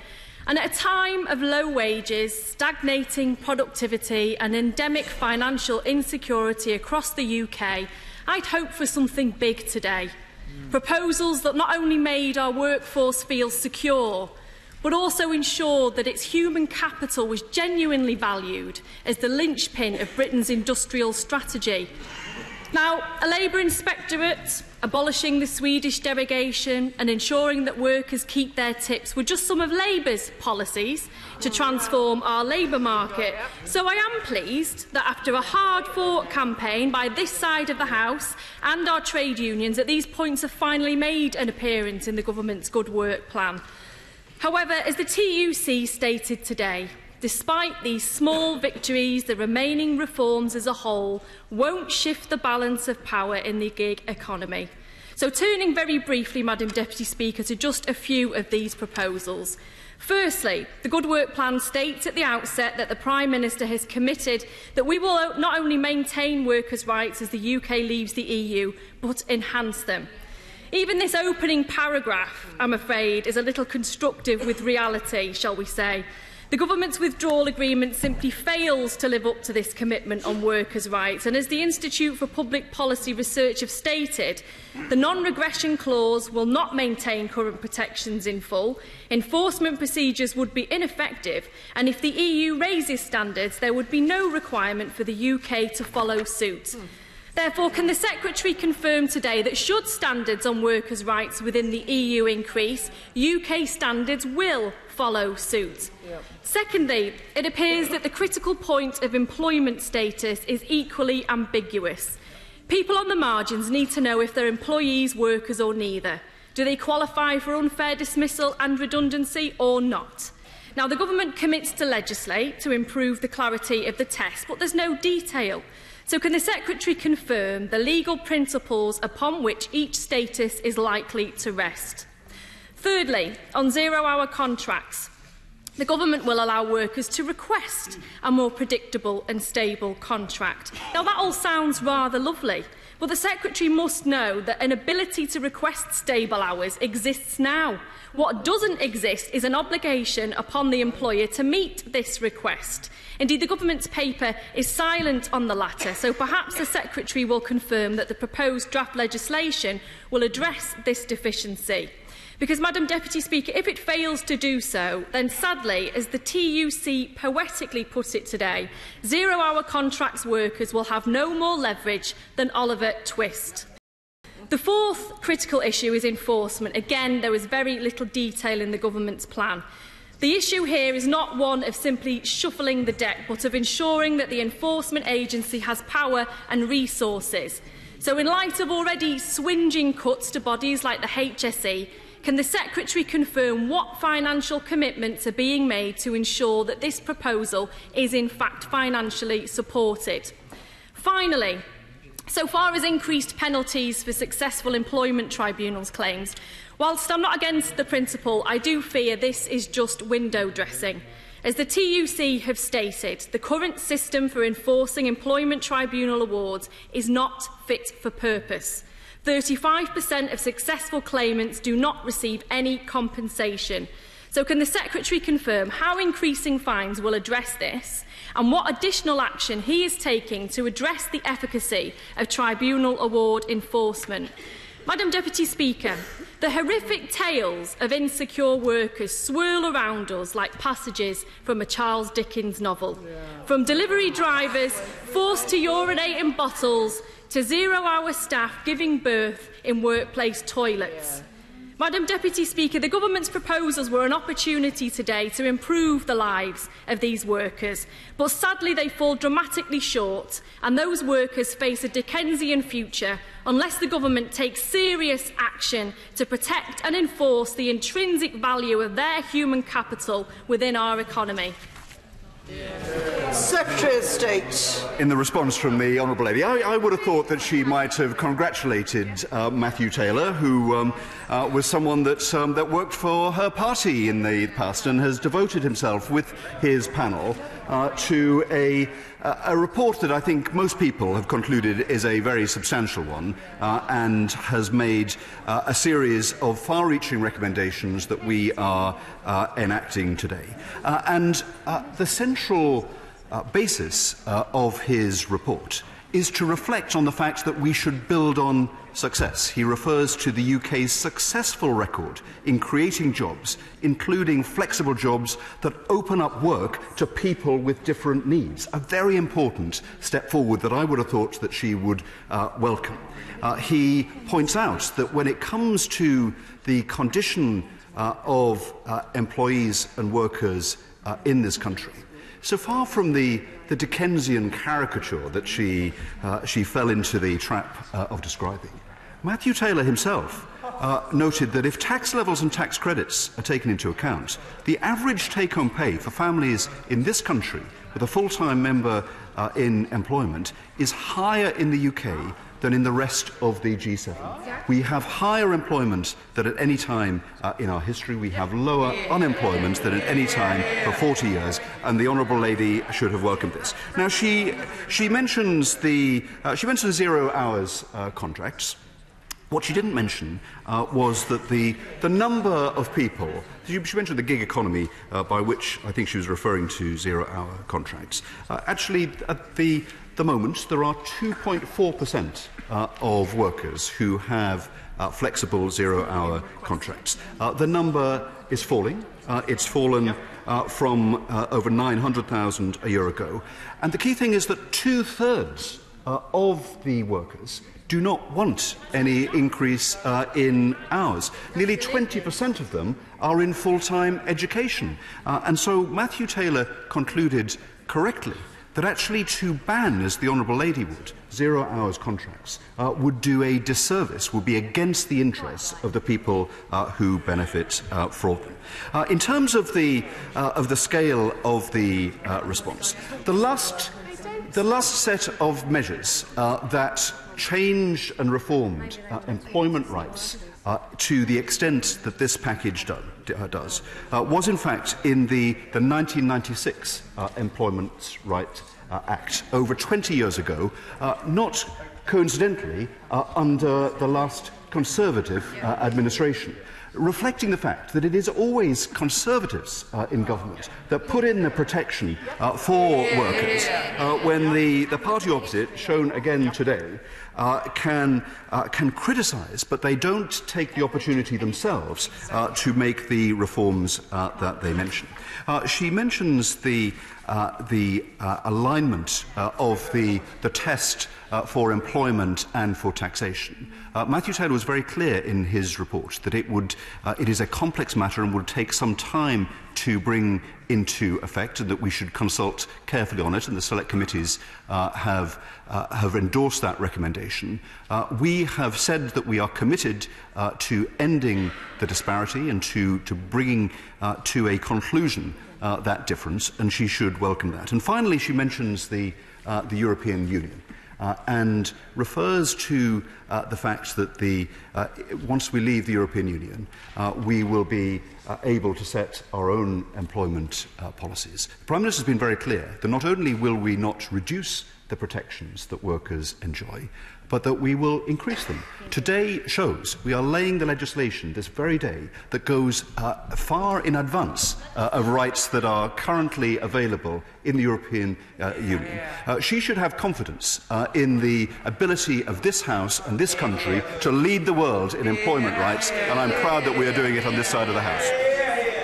Maria Miller. I very much welcome my right honourable friend's statement on how he and the government plan to take forward the Taylor Review. And he's right, there's too much risk in many circumstances has been transferred to the individual. I'm a little puzzled as to why there's still so little action to strengthen protection for pregnant women. Action that was promised around 2 years ago following a Women and Equality Select Committee inquiry into maternity discrimination, which highlighted more than 50,000 women a year leave their jobs because they're pregnant. Can he update the House on what is being done to enhance those protections and make sure that more women who are contributing so much to our economy are able to stay in work even when they're pregnant and afterwards? Well, I'm very grateful to my right honourable friend, the chairman of the Select Committee, and she will be pleased to note that the package that we have announced today is not the first or the only set of powers that strengthen the protections that workers will have. We will respond very shortly. My honourable friend will respond shortly and enthusiastically to the recommendations that she has made, and I hope that she will welcome these further extensions of protections for pregnant women. Drew Hendry. Thank you, Madam Deputy Speaker, and can I thank the Secretary of State for advance sight of the statement. There are a couple of things to welcome from the statement today. First of all, the action on Swedish derogation. In the SNP, we've long called on the Government to repeal this loophole and ensure agency workers are protected and treated fairly. Therefore, it's welcome news from the Government that they're closing this loophole that has for far too long allowed unscrupulous employers to circumvent equal pay entitlements. We're also pleased to see an increase in fines for employers who breach workers' rights. It's been long in the waiting, that. But then there are measures that miss the mark or are missing completely from this statement. There is nothing to tackle zero-hour contracts. Perhaps the most disappointing of all is the absence of meaningful action to tackle these. I find it extraordinary that a government that say they can have a good work plan, yet utterly fail to tackle zero-hour contracts. Nor do these measures address the damage the Regressive Trade Union Act has done to workers' rights, which was designed to strike at the heart of trade unions' abilities to organise and support workers. On these benches, we believe that a modern and progressive approach to industrial relations and trade unionism is at the very heart of being able to achieve fair work. Also does nothing to ensure people are paid a real living wage. In addition to expecting people to work for less than the real living wage, this government is presiding over a period of wage growth decline. In contrast this with the Scottish Government, who have got behind the real living wage accreditation scheme, which has led to over 1,000 employers now paying the real living wage, nearly 82% of workers in Scotland. And he's failed to take any action to end the discrimination of young people in the labour market, as my honourable friend from Glasgow Central has long called for. It does nothing to tackle the unpaid work trial shifts. The Government calls this a good work plan, but still refuses to end the practice of unpaid trials. My honourable friend from Glasgow South's unpaid trial work periods prohibition bill needs support. These measures also offer nothing for the gig economy workers or the protections they need. The Secretary of State could do this by supporting the progress of my honourable friend from Glasgow South West's Workers' Definition and Rights Bill to define in law the status of workers. There is much more work that this government should be doing on workers' rights, and they need to bring that forward. Secretary of State. Well, I'm grateful to the honourable member. He will know that the Scottish Affairs Committee had its inquiry, the future of working practices in Scotland, that was very warm in its endorsement of the key Matthew Taylor report recommendations that we are implementing today. So I hope that he will continue to support that. He mentions 0 hours contracts, and of course this was one of the central pieces of analysis that Matthew Taylor did, and what he concluded on the basis of rigorous and extensive research across all parts of the United Kingdom, and I quote as follows. He said that to ban 0 hours contracts in their totality would negatively impact many more people than it helped.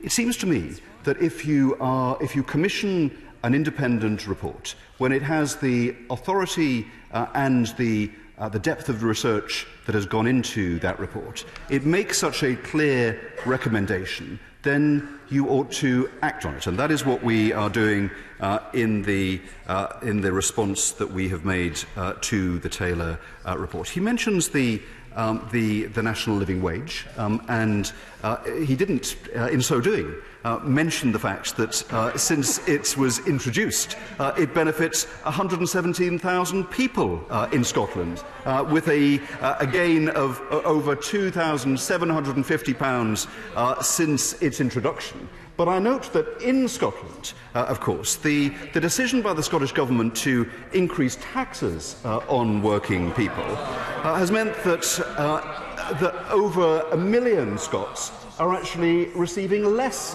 in take-home pay than they otherwise might.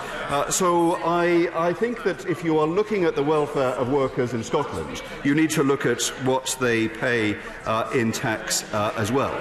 It gives me no pleasure to point out to the honourable gentleman that of all of the parts of the United Kingdom, nations and regions,